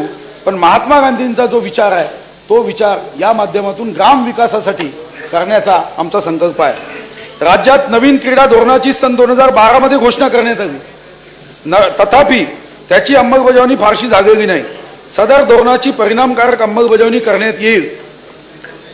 व्यायामाचे महत्त्व लक्षात घेऊन राज्यातील प्रत्येक जिल्ह्यात खेळाडू युवक युवती यांच्यासाठी जिल्हा क्रीडा संकुलाच्या ठिकाणी अथवा महानगरपालिका नगरपालिकांच्या उद्यानामध्ये सार्वत्रिक व्यायामशाळा टप्प्याटप्प्याने सुरू करण्यात येतील. त्यासाठी आवश्यक तो निधी उपलब्ध करून देण्यात आला आहे. तालुका व जिल्हास्तरीय क्रीडा संकुलाच्या बांधकामासाठी 50 कोटी रुपये नियतव्यय प्रस्तावित आहे. माध्यमिक शाळेत दाखल होणाऱ्या मुलींचे गळतीचे प्रमाण कमी व्हावे या प्रमुख उद्देशाने मुलींसाठी वसतिगृहे बांधण्याची योजना आहे. आपली होती पण मुलींच्या वसतिगृहासाठी यावर्षी अध्यक्ष महाराज आपण दुप्पट पैसे दिले मुलींच्या वसतिगृहासाठी मागच्या वर्षीपेक्षा. यावर्षी वसतिगृह बांधण्यासाठी 112 कोटी 52 लाख रुपये दिले. कारण हा क्रांतीज्योती सावित्रीबाई फुलेंचा महाराष्ट्र आहे. आणि दुसरा निर्णय आपण अध्यक्ष महाराज करतोय जो आपला निर्धार आहे की या राज्यातल्या मुलींच्या हॉस्टेलला संरक्षक भिंत 3 वर्षात बांधून प्रत्येक हॉस्टेलला आपण पूर्ण करणार आहोत. कारण मुलींची सुरक्षा हे आपल्यासाठी अग्रक्रम आहे. या 112 कोटी 52 लाख व्यतिरिक्त त्यासाठी आपण 25 कोटी रुपये पुन्हा प्रस्तावित केले. मागच्या वर्षी जे होती त्याच्यापेक्षा आता ही 2.5 पट रक्कम आहे संरक्षक भिंत, आणि 3 वर्षात हे आपण बांधून काढणार. जयंतराव, 3 वर्षांनी तुम्ही भाषणात मला विचारा, प्रश्न विचारा की हे केलं की नाही. तुम्हाला प्रत्येक आमच्या मॉनिटरिंग सिस्टीमवर घेऊन जाईल आणि तिथून तुम्हाला दाखवेल की हे सर्व प्रत्येक मुलींची शाळा त्या सिस्टीम मध्ये दिसेल की वॉल कंपाऊंड बांधलाय. दरवर्षी शालेय शिक्षणावर सुमारे 30,000 कोटी रुपयापेक्षा अधिक खर्च होतो. 30,000 कोटी आहे तावडे साहेब. या राज्यातलं सर्वात मोठं बजेट हे तुमचं आहे. तुमचं खातं सर्व विभागापेक्षा मोठा विभाग आहे, खातं महत्वाचं. 30,000 कोटी रुपयाचा अधिक खर्च करण्यात येतो.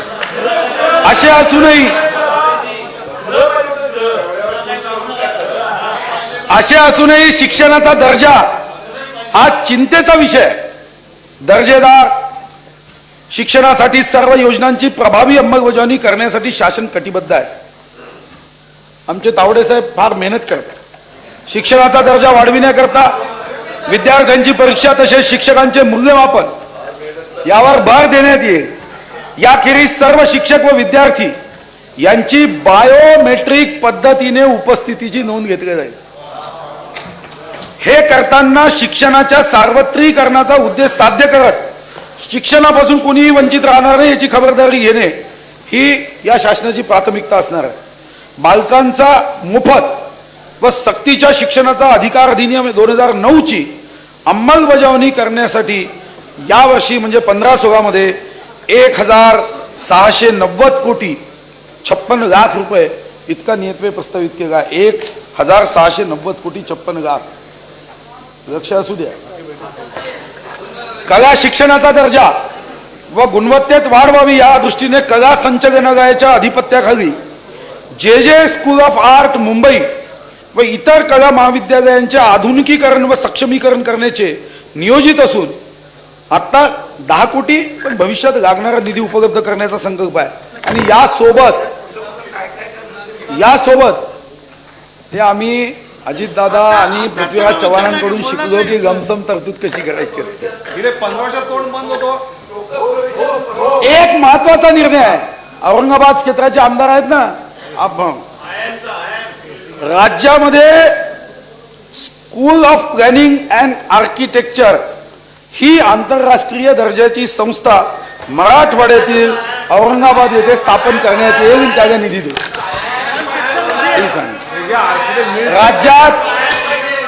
राज्यात नागपूर येथे राष्ट्रीय औषध निर्माणशास्त्र शिक्षण व संशोधन संस्था सुरू करण्याचा शासनाचा मानस आहे. केंद्राने ती घोषित केली आहे. एक महत्वाचा निर्णय आपण करतोय चव्हाण साहेब, आणि हा तुम्हाला आवडणारा निर्णय असेल.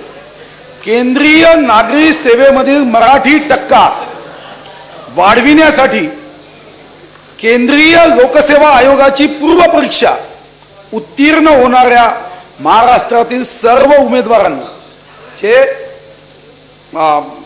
पूर्व परीक्षा पास होतील त्या सर्वांना मुख्य परीक्षा व मुलाखत पूर्व प्रशिक्षणाकरता राज्य सरकार संपूर्ण ट्रेनिंग करण्यासाठी मोठा हिस्सा उचलणार आहे. कारण आपल्या राज्यातली IAS, IPS, IFS, IRS इतकी जर टक्केवारी वाढली आणि महाराष्ट्रातले शिंदे चव्हाण हे जर उद्या अमेरिकेपर्यंत गेले तर मी विश्वास देतो की राज्याला विदेशातून किंवा केंद्रातून कधीच पैशाचा ओघ कमी पडणार नाही. आपले IAS, IPS, IRS, IFS हे तरुण सर्व राज्यभर देशभर पोहोचावे याकरता मी ही योजना करतोय की जे पूर्व परीक्षा पास होतील त्यांना ही टक्केवारी वाढवण्यासाठी सरकारतर्फे जेही पैसे लागतील ते खर्च करणार आहोत आपण. आणि यासोबत आता शिंदे चव्हाण आपण सुद्धा केदार साहेब आपण येऊ. दुसरा निर्णय आपण करतोय तो म्हणजे आता या पूर्व परीक्षेची तयारी करणारे 4च केंद्र आहे. वळसे पाटील साहेब आपण मिळून केलं होतं, आपल्या आठवत आहे. माझा ठराव होता.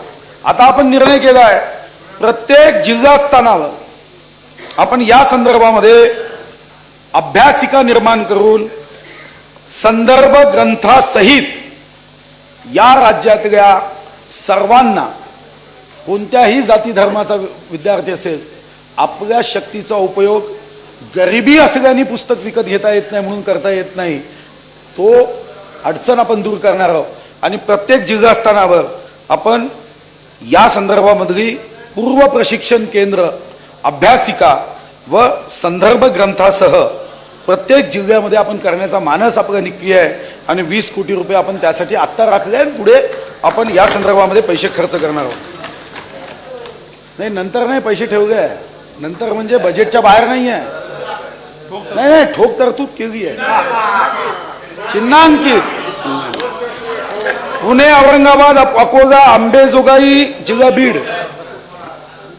बघा आराम वेळा हा चिन्हांकित हा जो शब्दप्रयोग सुरू आहेत. आता चिन्हांकित हे जे काही आकडे जे आहेत हा बजेटचा भाग आहे बजेटचा भाग आहे की नाही? बजेटमध्ये आहे. पण चिन्हांकित म्हणजे काय? काय यांचं सगळं भाषणच चिन्हांकित आहे? मंत्री महोदय भाषण चिन्हांकित आहे पण ते तुमच्यासारखं प्रश्नांकित नाही.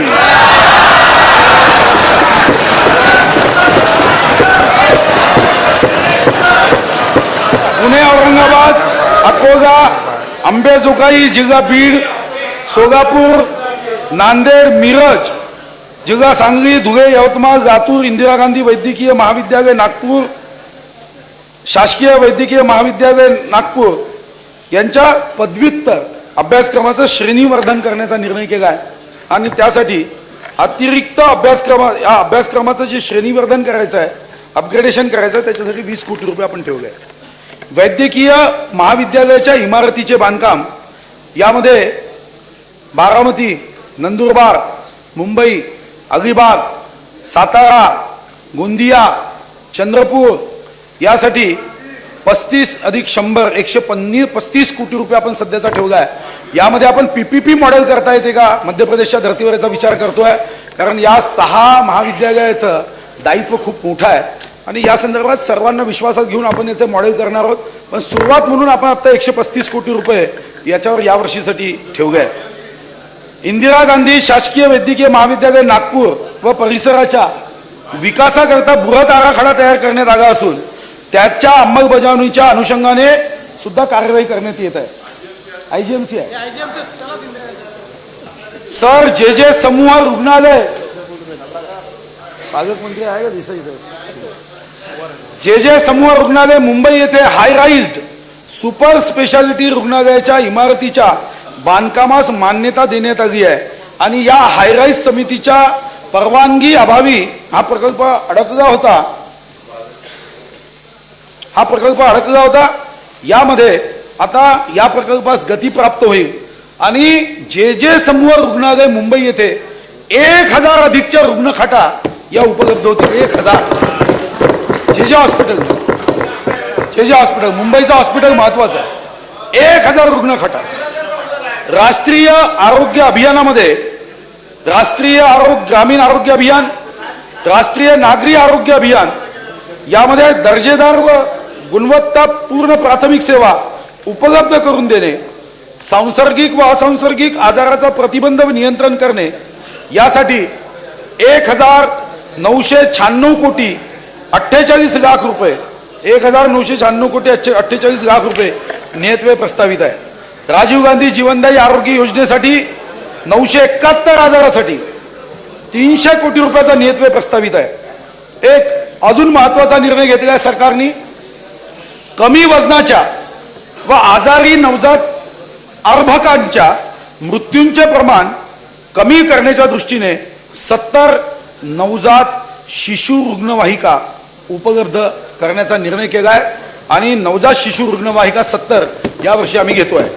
आरोग्य संस्थांची बांधकामे यासाठी नागरिक क्षेत्रात 181 कोटी 36 लाख, ग्रामीण रुग्णालय 46 कोटी, अनुशेषाअंतर्गत 112 कोटी, प्राथमिक आरोग्य केंद्र उपकेंद्र 49 कोटी व इतर यासाठी एकूण 389 कोटी 92 लाख इतका आपण आरोग्य संस्थांची बांधकामे करण्यासाठी देतोय. 389 कोटी 92 लाख. महिला बचत गटाचे सक्षमीकरण, कारण अध्यक्ष महाराज क्रांतीज्योती सावित्रीबाई फुलेंचा महाराष्ट्र आहे हा छत्रपती शिवाजी महाराजांचा महाराष्ट्र आहे, महिलांचा सन्मान करणाऱ्यांचा महाराष्ट्र आहे आणि म्हणून आम्ही या नारी शक्तीचा सन्मान व आदर करत महिलांचे सक्षमीकरण व त्यांना आत्मनिर्भर करण्यासाठी काही योजना प्रभावीपणे राबविण्याचा आमचा मनोदय आहे. महिलांसाठी भरो उडान अब तुम्हारा है आसमान या विचारानुसार महिलांना पुढे नेण्याचा संकल्प शासनाचा आहे आणि ही ध्येयपूर्ती करण्यासाठी महिला वर्गास सूक्ष्म वित्त पुरवठा करण्याची नितांत आवश्यकता आहे. आणि यासाठी आम्ही काही निर्णय करतोय की जिल्हा स्तरावर जे पोषण आहार स्थानिक कृषी उत्पादनाच्या माध्यमातून चांगले पोषण मूल्य उपलब्ध करण्यासाठी बचत गटाच्या माध्यमातून यंत्रसामग्री खरेदी करणे, महिलांना आत्मनिर्भर करण्यासाठी कौशल्य विकसित करणे व प्रत्येक जिल्हा स्तरावर पुण्यश्लोक अहिल्याबाई होळकर बाजारपेठ निर्माण करण्याचा शासनाचा मानस आहे. आणि त्यासाठी 200 कोटी रुपये आपण प्रस्तावित करतोय. आणि या योजनेला सुद्धा पैसा कमी पडू दिला जाणार नाही, कारण महिला जर सशक्त झाला हे राज्य वेगाने पुढे जाऊ शकेल, हा आमचा मानस आहे. अंगणवाडी सेविका व मिनी अंगणवाडी सेविका व मदतनीस यांच्या मानधनात केलेली वाढ दिनांक 1 एप्रिल 2015 पासून लागू करण्यात येत आहे.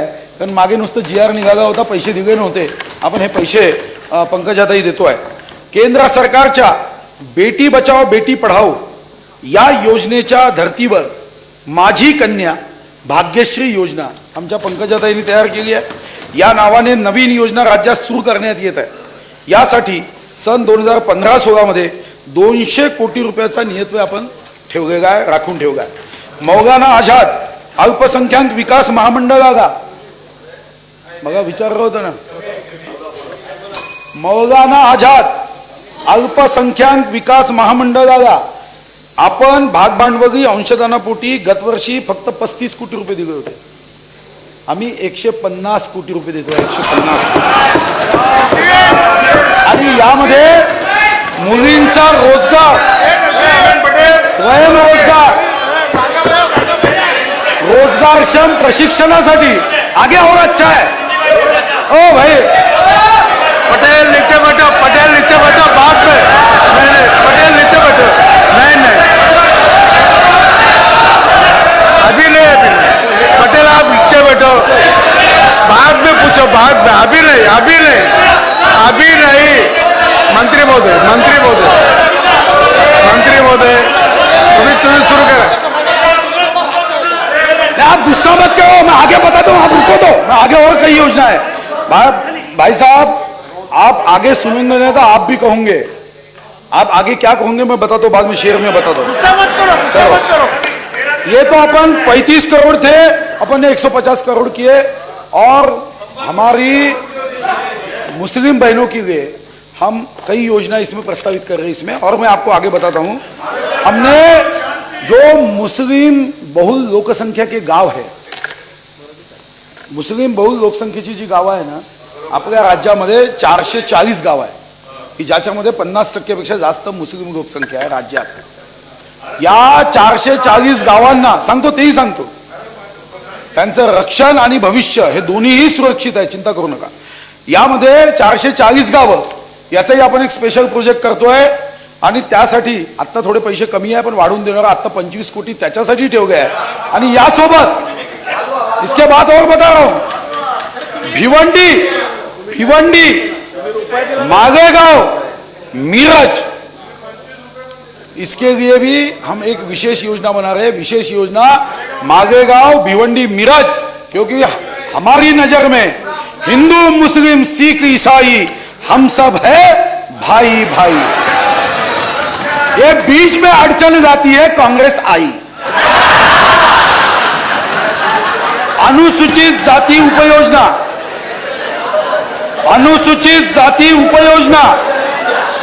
अनुसूचित जातीच्या लोकसंख्येच्या प्रमाणात अनुसूचित जाती उपयोजनेसाठी 6,490 कोटी रुपये इतका नियतव्यय प्रस्तावित आहे. 6,490 कोटी. मी आता बाकी विस्तृत वाचत नाही कारण मग ते वसतिगृह होतं. विशेष सहाय्य योजनेअंतर्गत BPL कुटुंबातील वृद्ध, निराधार, विधवा, परित्यक्त्या, अपंग या घटकांना संजय गांधी निराधार अनुदान योजना व श्रावणबाग योजना यासाठी 1,451 कोटी 50 लाख रुपयाची तरतूद आहे. करतोय ती करतोय आपण आदिवासी लोकसंख्येच्या प्रमाणात आदिवासी उपयोजनेसाठी 5,170 कोटी रुपयाची तरतूद आहे. मी इथं आता विस्तृत वाचत नाही, कारण डिटेल आपण नंतर बघू शकता. आदिवासी उपयोजनेतून ग्रामपंचायतीला थेट निधी, मी आपण मग सांगितलं आपण 5% निधी देतोय. अमरावती, औरंगाबाद अपन ने वहां चर्चा किए थे. नाशिक, नागपूर सीसीटीव्ही कॅमेरे यावर्षी बसवण्याचा आपण निर्णय केलाय आणि अमरावती, औरंगाबाद, नाशिक, नागपूर या ठिकाणी सीसीटीव्ही कॅमेरे आपण बनवतोय. एक महत्वाचा निर्णय आपण एक केलाय आणि तो आहे राज्यामध्ये सायबर गुन्ह्यांच्या संख्येमध्ये मुश्रीफ साहेब वाढ होत आहे मोठ्या प्रमाणात. एखाद्या मुलीचं अध्यक्ष महाराज विद्रूप चित्र टाकण्यात येतं. अध्यक्ष महाराज ज्याच्या वेदना त्याला माहीत असतात. यावर कडक कारवाई करण्याची आवश्यकता आहे आणि म्हणून प्रत्येक जिल्ह्यामध्ये आपण सायबर क्राईम लॅब काढतोय आणि त्याच्यासाठी 18 कोटी रुपये, साधारणतः एका जिल्ह्याला 50 लक्ष खर्च येईल, एक 40-50च्या आसपास येतो. आपण 50 लक्षाच्या हिशोबाने 36 जिल्ह्यासाठी 18 कोटी रुपये आपण यावर्षी देतोय, की ज्यामध्ये आमच्या बहिणींच्या सायबर क्राईम लॅबच्या माध्यमातून जर कोणी अशी छेड करण्याचा प्रयत्न केला, विद्रूपता करण्याचा प्रयत्न केला, तर छत्रपती शिवाजी महाराजांच्या या राज्यामध्ये त्याला धडा शिकवण्याचा संकल्प या सरकारचा. राज्यातील पोलीस ठाणी व वसाहतीमध्ये आधुनिक सुविधा पुरविण्याचा शासनाचा मानस आहे आणि त्यासाठी नागपूर जिल्ह्यातील लकडगंज हे पहिले स्मार्ट पोलीस ठाणे आहे ना व वसाहत म्हणून विकसित करण्यात येत आहे. यासाठी आवश्यक तो निधी उपलब्ध करून दिला जाईल, आपण चिंता करू नका. राज्यातील विविध ठिकाणी न्यायालयासाठी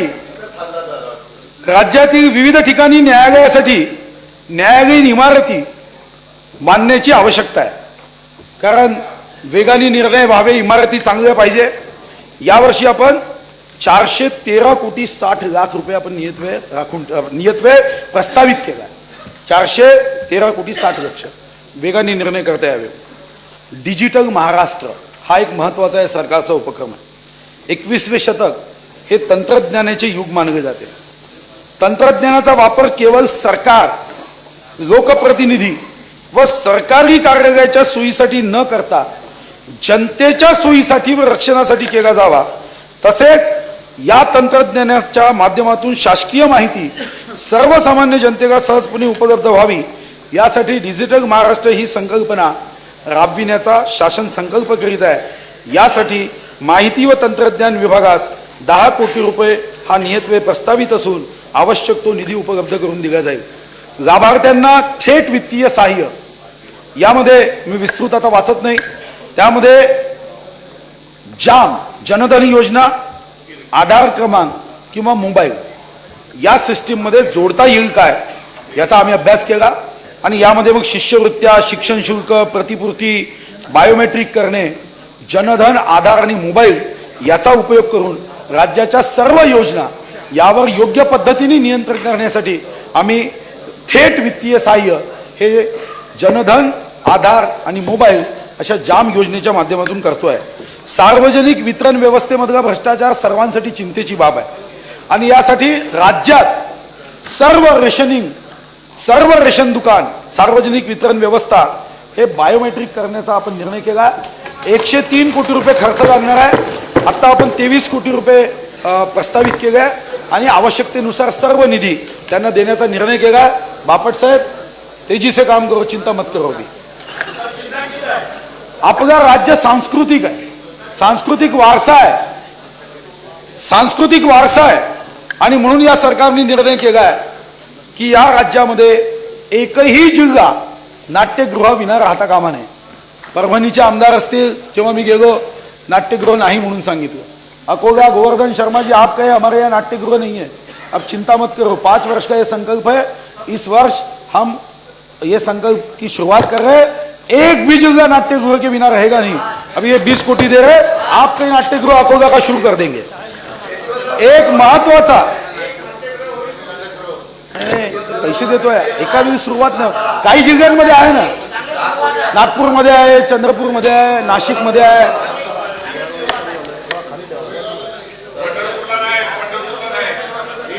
देऊ महाराष्ट्रातील ज्या लोककला व जी लोकवाद्य आजच्या आधुनिक युगात नामशेष व गुप्त होत चालली आहे, अशा लोककला व अशी लोकवाद्ये याचे संगणकीय दस्तऐवजीकरण करून त्यांचे जतन करण्यात येणार आहे. त्याच्यासाठी 70 लाख रुपये ठेवले. छत्रपती शिवाजी महाराजांचं स्मारक महाराष्ट्र राज्याच्याच नव्हे तर संपूर्ण देशाच्या नव्हे जगाच्या इतिहासात वर्तमानाची व भविष्याची जडणघडण छत्रपती शिवाजी महाराज व भारतरत्न डॉक्टर बाबासाहेब आंबेडकर या दोन थोर युगपुरुषांशी निगडीत आहे. अरबी समुद्रात छत्रपती शिवाजी महाराजांचे आंतरराष्ट्रीय दर्जाचे भव्य स्मारक व मुंबईतील मध्यवर्ती ठिकाण असलेल्या इंदू मिलच्या जागेवर भारतरत्न डॉक्टर बाबासाहेब आंबेडकर यांचे स्मारक उभारण्याचा या शासनाचा मानस आहे, संकल्प आहे. आणि यासाठी 100 कोटी रुपये आपण नियतव्यय प्रस्तावित केला आहे. यासोबत दीक्षाभूमीच्या विकासासाठी निधी उपलब्ध करून देण्यात येणार आहे. मुंबई विद्यापीठात कैलासवासी बाळासाहेब ठाकरे अध्यासन केंद्र स्थापन करण्यात येईल व त्याकरता 5 कोटी रुपयाचा निधी देण्यात येईल अशीही मी घोषणा करतो आहे. यासोबतच स्वर्गीय बाळासाहेब ठाकरे, स्वर्गीय गोपीनाथजी मुंडे यांचे सामाजिक व राजकीय क्षेत्रात अमूल्य योगदान आहे. त्यांच्या स्मृती जतन करण्यासाठी अनुक्रमे मुंबई व औरंगाबाद येथे त्यांची स्मारके उभारण्यात येईल.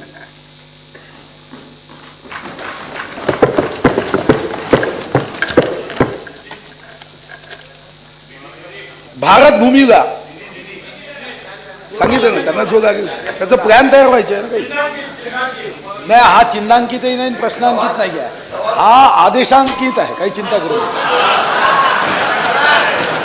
नाही का. शेवटचे आता 5-6 मुद्दे आहे पण महत्वाचे आहे. हा महत्वाचे मुद्दे आहे. नंतर बोला ना. चर्चेला वेळ आहे, चर्चेला वेळ आहे. नंतर 3 दिवस आहेत चर्चेला. अध्यक्ष महाराज, भारत भूमीला स्वातंत्र्य मिळवून देण्यासाठी ज्या शूरवीरांनी हसत हसत आपल्या प्राणाचे बलिदान दिले अशा शूरवीरांची हुतात्म्याची स्मारके आमच्या पिढीसाठी स्फूर्तीस्थळे आहे. ज्वाज्वल्य देशभक्तीचे स्फुलिंग चेतवणाऱ्या या हुतात्मा स्मारकांची दुरावस्था ही समाजासाठी चिंतेची बाब आहे. आपल्या संस्कृतीचा मानबिंदू असलेल्या या हुतात्मा स्मारकांची दुरुस्ती व नूतनीकरण करण्याचा आमचा संकल्प आहे. 5 वर्षाचा 206 हुतात्मा स्मारकाचा कायापालट नूतनीकरण करण्याचा आमचा संकल्प आहे. कारण या हुतात्मा आम्हाला प्रेरणा देतात आणि आपल्याला माहित आहे की ते गाण्यामधले शब्द आहे, जिंदा रहने के मौसम बहुत है मगर जान देने की ऋतू रोज आती नहीं. या हुतात्म्यांनी या देशाच्या स्वातंत्र्यासाठी जो लढा केला, यावर्षी मी 25 कोटी या हिशोबाने 5 वर्ष या स्मारकासाठी पैसा देण्याचा माझा संकल्प आहे. आणि 206 हुतात्मा स्मारक हे आपल्या विद्यार्थ्यांसाठी प्रेरणास्थान व्हावे हा या शासनाचा मानस आहे. हुतात्मा राजगुरू बापटसाहेब तुम्ही प्रेरणा घ्या. क्रांतीवीर लहुजी साळवे, क्रांतीवीर लहुजी साळवे,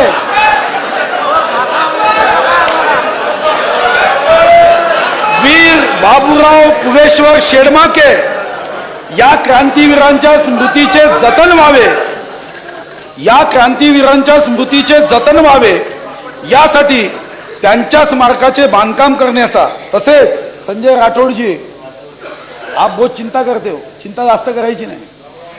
श्री संत सेवालाल महाराज समाधीस्थळ पोहरादेवी जिल्हा वाशिम, संत मुंगसाजी महाराज समाधीस्थळ धामणगाव देव जिल्हा यवतमाळ. आमचे विजय देशमुख कुठे आहे? जगज्योती महात्मा बसवेश्वर मंगळवेढा जिल्हा सोलापूर या समाधी स्थळाचा, तसेच राष्ट्र संत तुकडोजी महाराज यांची तपोभूमी गोंदोडा तालुका चिमूर है ना, यहाँ पे जिल्हा चंद्रपूर या स्थळांचा विकास करण्यासाठी 31 कोटी 70 लाख रुपये यावर्षी खर्च करण्याचा सरकारचा मानस आहे. असं म्हणतात अध्यक्ष महाराज की जो भरा नहीं है भावों से, जो भरा नहीं है भावों से बहती जिसमें रसधार नहीं, वह हृदय नहीं है, पत्थर है जिसमें शहीदों का प्यार नहीं.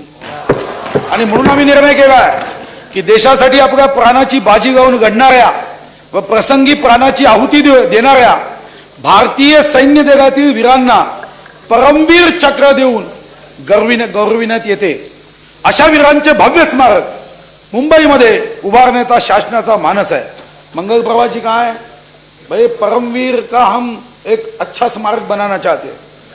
यासाठी 15 कोटी रुपये नियतवे चिन्हांकित केला आहे. तसेच अध्यक्ष महाराज, या शूरवीरांची ओळख महाराष्ट्रातील विद्यार्थ्यांना व्हावी व त्यांच्या पराक्रमापासून स्मृती घेऊन समर्थ नागरिक निर्माण व्हावे, यासाठी राज्यस्तरीय निबंध स्पर्धा आयोजित करून या विजेत्यांना आकर्षक पारितोषिक देण्याचाही आम्ही निर्णय या परमवीर चक्र स्मारकाच्या माध्यमातून केला आहे. एक सुंदर स्मारक मुंबईमध्ये उभं करण्याचा आमचा मानस आहे.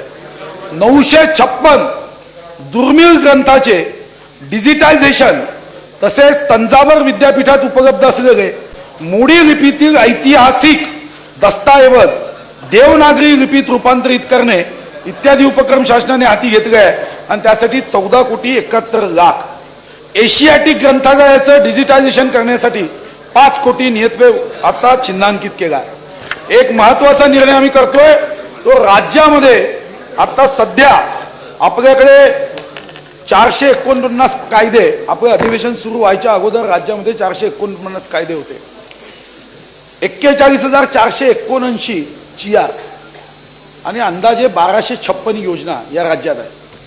या सर्वांचं योजना, कायदा, शासन निर्णय याचं मूल्यमापन करून लोकहिताच्या दृष्टिकोनातून याचं वर्गीकरण करणं आवश्यक आहे आणि अनावश्यक बाबी रद्द करण्यासाठी एक पथदर्शक मूल्यमापन समिती करण्याचा शासनाचा मानस आहे आणि आम्ही निर्णय घेतला आहे. शेतीसाठी प्रस्तावित केलेल्या विविध योजना, उद्योग व व्यापारासाठी पोषक वातावरण, उत्तम पायाभूत सुविधा, शासकीय निधीचा परिणामकारक विनियोग व एकंदरीत चोख आर्थिक व्यवस्थापन यामुळे राज्य यापुढे 2 अंकी विकास दर गाठेल याची मला पूर्ण खात्री आहे. हे करीत असताना शेतीला स्थिरता प्राप्त होऊन शेतीचा विकास दर हा निश्चित वाढेल असाही विश्वास आहे. सभागृहासमोर मागील वर्षाच्या आर्थिक घडामोडीचा परामर्श घेणारा आर्थिक पाहणी अहवाल मी कागद सादर केला आहे. त्यातल्या तपशिलात मी जात नाही.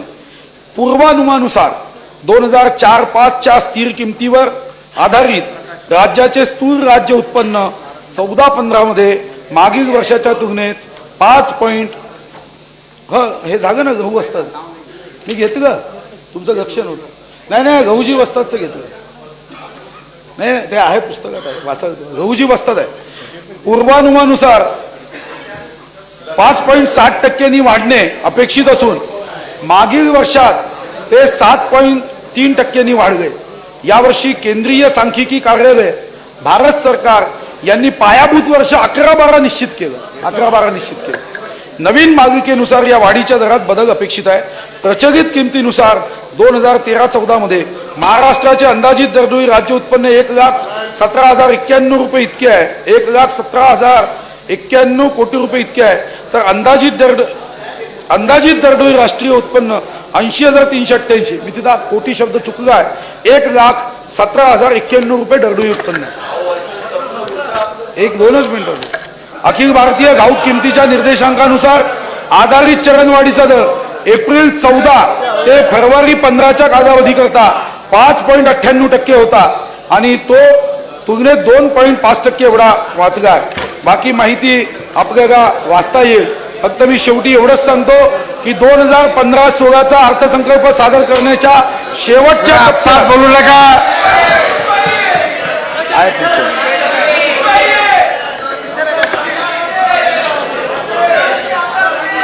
या अर्थसंकल्पाचा गरीब हा माझा केंद्रबिंदू आहे. आर्त आणि गरीब हे साक्षात ईश्वराचे प्रतीक आहे असं समजून जो जे वांछिल तो ते गाहो हा आमचा प्रयत्न आहे आणि आमचा जनतेच्या आशीर्वादावर विश्वास आहे आणि हा अर्थसंकल्प मांडताना बाकी आकडे याच्यात आले हा अर्थसंकल्प मांडताना हम तो दरिया है हमें अपना हुनर मालूम है, हम तो दरिया है हमें अपना हुनर मालूम है, हम जिधर भी चल पड़ेंगे रास्ता हो जाएगा, हा अध्यक्ष महाराज आमचा विश्वास आहे. आता मी पार्ट 2 ला सुरुवात करतो.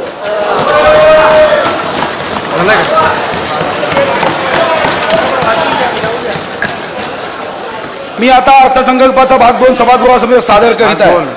कर संकलनाची पद्धत सोपी, सुटसुटीत व व्यवसायभिमुख असावी, मात्र कर चुकवेगिरी करण्यास प्रतिबंध करणारी असावी, यावर माझा ठाम विश्वास आहे. कर संकलन पद्धतीत संगणकीकरणाचा वापर करून करदात्यास ई सेवा देणे, व्यापारातील भांडवल अडकून पडू नये याकरता व्यापाऱ्यांचा परतावा शीघ्र गतीने देणे, या दिशेने सुधारणांची वाटचाल असेल. या पद्धतीमुळे व्यवसायात पोषक असे इज ऑफ डुईंग बिझनेस वातावरण तयार होईल व उद्योग वाढीमुळे कर संकलनात ही वाढ होईल. सन 2014-15 साठी कर संकलनाचे उद्दिष्ट रुपये 1,18,640 कोटी आहे. मला विश्वास आहे की कर संकलनाचे उद्दिष्ट गाठण्यात येईल. वस्तू व सेवा कर लागू करण्यासाठी घटना दुरुस्ती विधेयक केंद्र शासनाने लोकसभेत मांडले आहे. देशात दिनांक 1 एप्रिल 2016 पासून वस्तू व सेवा कर आकारणी सुरू होणे अपेक्षित आहे. या कर प्रणालीमुळे भारतातील अप्रत्यक्ष कर पद्धतीत आमूलाग्र बदल होणार आहे. वस्तू व सेवा कर पद्धतीचा अवलंब केल्यामुळे भारतात एकसंघ सुसूत्र बाजारपेठ निर्माण होईल. भारतात तयार होणारी उत्पादने जागतिक पातळीवर स्पर्धात्मक होईल. मला खात्री आहे की वस्तू व सेवा करामुळे उत्पादन क्षेत्रास चालना मिळून मेक इन महाराष्ट्र कार्यक्रमास गती येईल. तसेच करदात्यास कर संबंधी नियमाची पूर्तता करणे सुकर होईल. महाराष्ट्र राज्य सुधारणा प्रक्रियेत नेहमीच अग्रेसर राहिले आहे. राज्याने वस्तू व सेवा करास पाठिंबा दिला आहे. संगणकीकृत कर प्रशासन ही आजच्या काळाची गरज आहे आणि त्या दृष्टीने वस्तू व सेवा कर कायद्यामध्ये सॉफ्टवेअर बनवण्याचं काम सुरू आहे. सटई क्षेत्राच्या अधिमूल्यात वाढ, सर्व प्रकारच्या विकास व बांधकाम परवानग्या त्वरित देण्यात याव्यात व या माध्यमातून जनतेची सोय व्हावी, तसेच शासनास महसूल मिळावा यासाठी शासनाचा प्रयत्न आहे. त्या संदर्भातलं विस्तृत आपण छापील पुस्तकावरून वाचता येईल. देशी मद्यावरील कर रचनेत सन 2013 मध्ये बदल करण्यात आला होता. त्यामध्ये मी आणखी बदल करीत आहे. देशी मद्यावरील उत्पादन शुल्काचा दर हा निर्मिती मूल्याच्या 200% अथवा 120 प्रति प्रूफ लिटर यापैकी जो जास्त असेल तो राहील. 200% अथवा 120 प्रति प्रूफ लिटर. शांत बसून. अध्यक्ष महाराज, मूल्यवर्धित कर कायद्यात काही बदल सुचवतोय. केंद्र शासन सेवा कराची आकारणी करते. काही व्यवहारावर विक्री कर व सेवा कराची आकारणी होते. करावर कर लागू नये म्हणून अशा व्यवहारामध्ये यापुढे सेवा कर वेगळ्याने बिलात वसूल केला असल्याचा त्याचा समावेश विक्री व खरेदी किमतीत होणार नाही. आपण महत्वाचा निर्णय घेतोय, कारण त्याचं जे एकूण किंमत आहे त्याच्यावर सेवा कर आणि मग व्हॅट लागायचा, हा पण एक निर्णय घेतला. विक्री कर विभागातर्फे केल्या जाणाऱ्या व्यवसाय लेखापरीक्षण किंवा अन्वेषण कार्यवाहीत आढळून आलेल्या निष्कर्षाच्या अनुषंगाने व्यापारी सुधारित विवरणपत्र दाखल करू शकतो. आज सध्या अशा प्रकारे फक्त एकदा सुधारित विवरणपत्र दाखल करता येते.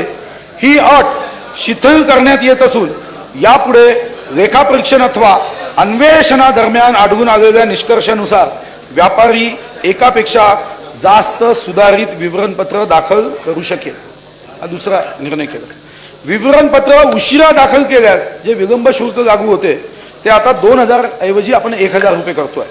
मूल्यवर्धित कायद्याअंतर्गत कोणतीही कार्यवाही प्रलंबित असताना व्यापाऱ्याने काही व्यवहारावर कर भरणा बरोबर केला नाही अशी खात्री झाल्यास व्यवहार निहाय निर्धारण कार्यवाही सुरू करता येते. याऐवजी व्यापारी काही व्यवहारावर कर भरणा योग्यरित्या करत नाही किंवा टाळण्याचा प्रयत्न करत आहे असे सकारण वाटल्यास अशा व्यवहाराची निर्धारणा सुरू करता येईल. तसेच सदर निर्धारणा पूर्ण करण्यासाठी कालमर्यादा निश्चित करणे व एकतर्फी आदेश झाल्यास तो रद्द करण्याची तरतूद करण्याचे प्रस्तावित आहे. मूल्यवर्धित कर कायद्याअंतर्गत व्यापारी वार्षिक सुधारित विवरणपत्र दाखल करून जादा कराचा भरणा करू शकतो.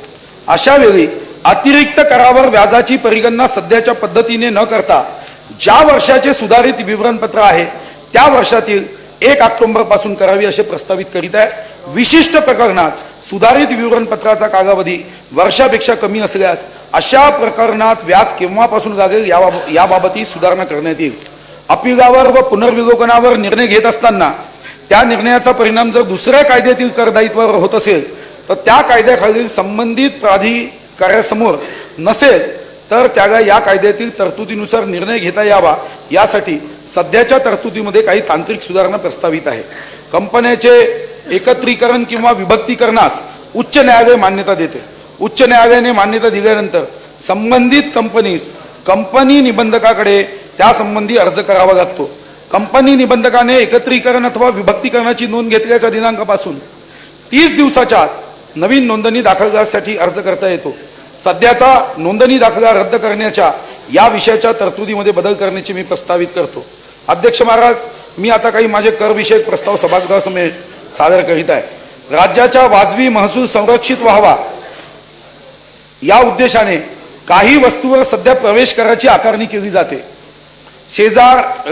शेजारील राज्यातून लॉंग स्टील थेट ग्राहकांना विकण्यात येते असे माझ्या निदर्शनास आले आहे। त्यामुळे राज्य शासनास त्याच्या वाजवी महसुलास मुकावे लागत आहे। लॉंग स्टीलच्या राज्यात होणाऱ्या उपभोगावर राज्य शासनास वाजवी कर प्राप्त व्हावा म्हणून लॉंग स्टीलवर 5% प्रवेश कर आकारण्याचे मी प्रस्तावित करीत आहे। लॉंग स्टीलवर दुहेरी आकारणी होऊ नये याकरता नियमाप्रमाणे प्रवेश कराची वजावट अनुज्ञेय असेल। सध्या लाकूड विरहित प्लेन आणि प्री लॅमिनेशन इकोमार्कचा लोगो असलेल्या पार्टिकल बोर्डावर 5% कराची आकारणी करण्यात येते। इको मार्कचे बोर्ड व इतर प्लायवूड यामध्ये फारसा फरक नसल्यामुळे सर्व प्रकारच्या प्लेन आणि प्री लॅमिनेटेड पार्टिकल बोर्डावर 12.5% दराने मूल्यावर्धित कराची आकारणी करण्याचे मी प्रस्तावित करीत आहे। राज्यात काही जीवनावश्यक वस्तू जसे तांदूळ, गहू, डाळी, त्यांचे पीठ, हळद, मिरची, चिंच, गूळ, नारळ, धने, मेथी, पापड, ओला खजूर, सोलापुरी चादर व टावेल्स यावर दिनांक 31 मार्च 2015 पर्यंत सूट देण्यात आली होती। सदर सूट दिनांक 31 मार्च 2016 पर्यंत चालू ठेवण्याचे मी घोषित करीत आहे।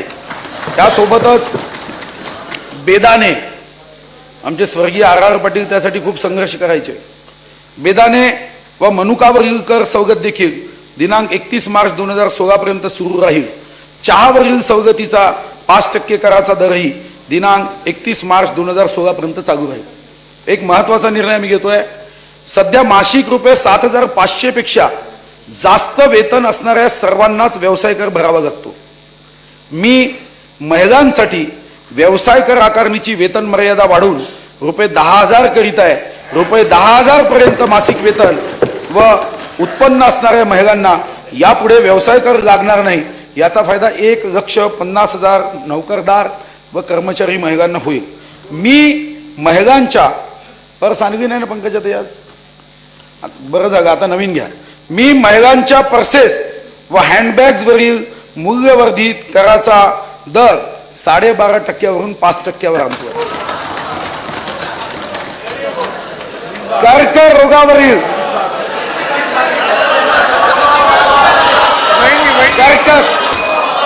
कर्करोगावरील उपचारांसाठी काही आवश्यक औषधी करमुक्त करण्याचा मी निर्णय केला आहे। कर्करोगावरील आणि अशा करमुक्त औषधांची यादी मी अधिसूचित करतोय। पण कर्करोग हा आपल्यासमोरची एक समस्या आहे। याच्यावरचा टॅक्स जो आहे तो मी पूर्णपणे माफ करण्याचा निर्णय घेतोय। वैद्यकीय उपचारादरम्यान आवश्यक हार्ट पेशंटला जी गाईड वायर आहे यामध्ये 12.5% जो टॅक्स आहे तो मी 5%वर आणतोय। यामध्ये आपण गाईड वायरचा टॅक्स कमी करण्याचा निर्णय करतोय। LED बल्ब, वीज वापर दिवसेंदिवस वाढतोय। विजेची बचत करणे ही काळाची गरज आहे आणि म्हणून LED बल्बवरील कराचा दर 12.5%वरून मी 5%वर आणतोय। काजूच्या टरफलापासून उत्पादित तेलावर 5% कर आहे, मात्र काजूच्या टरफलावर 12.5% कर लागू होतो आणि म्हणून काजूच्या टरफलावरील भरलेल्या कराची संपूर्ण वजावट उत्पादकास उपलब्ध असल्याने पुढे काजूच्या टरफलावर सुद्धा आता 5% कर आकारण्यात येईल. 12.5% होते. विक्री करण्यात येणाऱ्या वस्तूवर कर किती टक्का असेल याविषयी संदिग्धता अथवा अनिश्चितता असणे अर्थव्यवस्थेस पोषक नाही. ही संदिग्धता दूर करण्याचाही मी काही निर्णय करतोय. त्यामध्ये सध्या पुस्तके करमाफ आहे, पुस्तके, पण वह्यांवर कर आहे. आलेख वही, प्रयोगशाळा वही, आराखडा वहीवर 5% कर लागतो. वर्कबुक मध्ये वाचण्यासाठीचा मजकूर देखील असतो व लिहिण्यासाठी जागा देखील असते. वर्कबुक पुस्तक आहे की वही आहे यावर वाद सुरू आहे. आणि म्हणून या संदर्भामध्ये मी निर्णय करतोय की ही करनिश्चितता असावी. याकरता 1 एप्रिल पासून प्रयोगशाळा वही, आलेख वही, चित्रकला वही, आराखडा वही याच्यावर जो 5% कर आहे तो मी करमुक्त करतोय. आणि यासोबतच वर्कबुक सुद्धा मी करमुक्त करण्याचे घोषित करतोय. म्हणजे विद्यार्थ्यांना त्याचा थोडा फायदा होईल. व्हाईट बटर व देशी बटर हा वाद सुरू आहे की व्हाईट बटर आणि देशी बटर, आणि यामध्ये आपली सरकारी जी डेअरी आहे ती त्यामुळे अडचणीत आली. यामध्ये 1 एप्रिल 2010 पासून मूल्यावर्धित कर कायद्यात देशी लोणी 4% व 1 एप्रिल 2010 पासून 5% करास पात्र आहे. मात्र व्हाईट बटरवर कराचा दर हा 12.5% आहे. खरं तर व्हाईट बटर व देशी लोणी यामध्ये फरक नाही. आणि म्हणून ही संदिग्धता दूर करण्याचा मी निर्णय केला असून आता व्हाईट बटर व देशी बटर यावर 12.5% आणि 5% हा विषय नसून आता 5%च कर लागू होईल. आणि 1 एप्रिल 2010 पासून हा 5% कर लागू होईल असे मी स्पष्ट करतो. आपल्या महानंदा डेअरीचा प्रॉब्लेम आला. कागदावर सध्या 5% कर आकारला जातो. सध्याच्या परिशिष्ट ग मध्ये कागदा संदर्भातील नोंद 70 क कागद, वर्तमानपत्राचा कागद, पेपर बोर्ड, रद्दी कागद व 70 ख सर्व प्रकारची computer, paper stationery, carbon paper आणि अमोनिया पेपर अशी आहे. 70 क नोंदी अंतर्गत कागद या संज्ञेत कोणकोणत्या वस्तूचा समावेश होतो याबद्दल वाद होत आहे. यात स्पष्टता आणण्यासाठी यापुढे कोणते कागद या नोंदीत असतील त्या अधिसूचित करण्यात येईल. पूर्वीच्या नोंदीच्या अनुषंगाने विभागाने वेगवेगळे दिलेल्या निर्देशाप्रमाणे कार्यवाही सुरू राहील. मसाल्यावरील कराचा दर, मसाल्यावर 5% कर आहे. मसाल्याची नोंद अशी आहे की मसाले जसे जिरे, हिंग, ॲनिसीड, केशर, मिरी आणि पॉपी सीड यात वेगवेगळे मसाले मिसळून विकताना सर्वसाधारणपणे 5% कर भरण्यात आला आहे.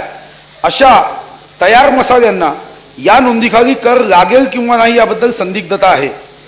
एकत्रित मसाले मसालेच असतात म्हणून वेगवेगळ्या प्रकारचे मसाले एकत्र करून विकल्यास मसाल्याच्या नोंदीखाली कर लागू होतो असे स्पष्ट करणारी नोंद पूर्वलक्षी प्रभावाने मी करीत आहे. कशिदा कामाच्या दोऱ्यावरील कर, कशिदा कामासाठी लागणाऱ्या दोऱ्यावर सर्वसाधारणपणे शिवणकामासाठी लागणाऱ्या दोऱ्या इतकाच कर भरला जात आहे. परंतु कशिदा कामासाठी लागणाऱ्या दोऱ्याचा समावेश शिवणकामाच्या दोऱ्यात होतो की नाही याबद्दल संदिग्धता निर्माण झाली आहे.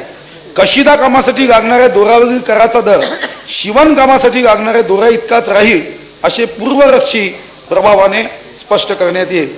आता शेवटचा एक महत्त्वाचा मुद्दा आहे, तेवढा अध्यक्ष महाराज मी मांडणार आहे.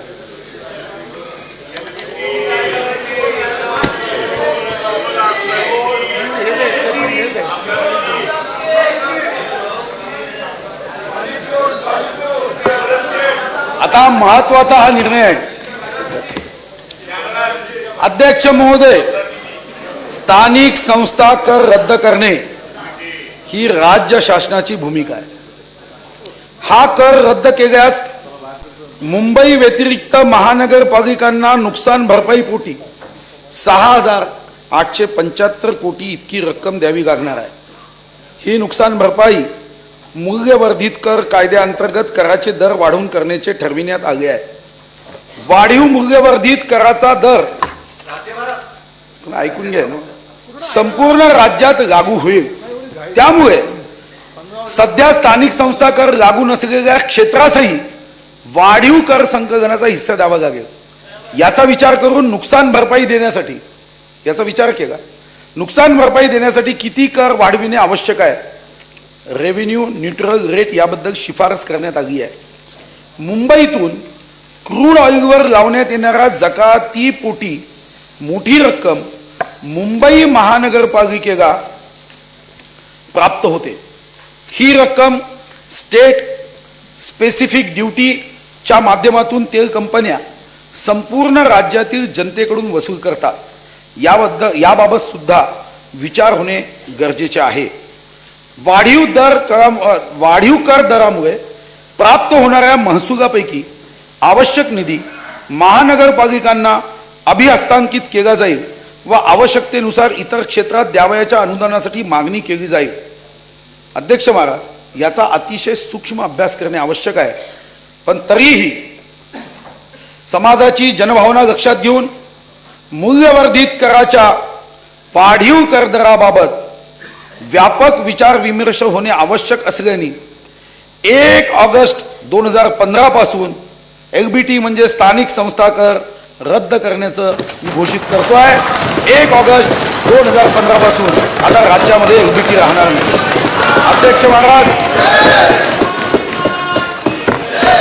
अध्यक्ष महाराज, माझ्या कर प्रस्तावाद्वारे सुमारे रुपये 643 कोटीचा अतिरिक्त महसूल प्राप्त होईल असा अंदाज आहे.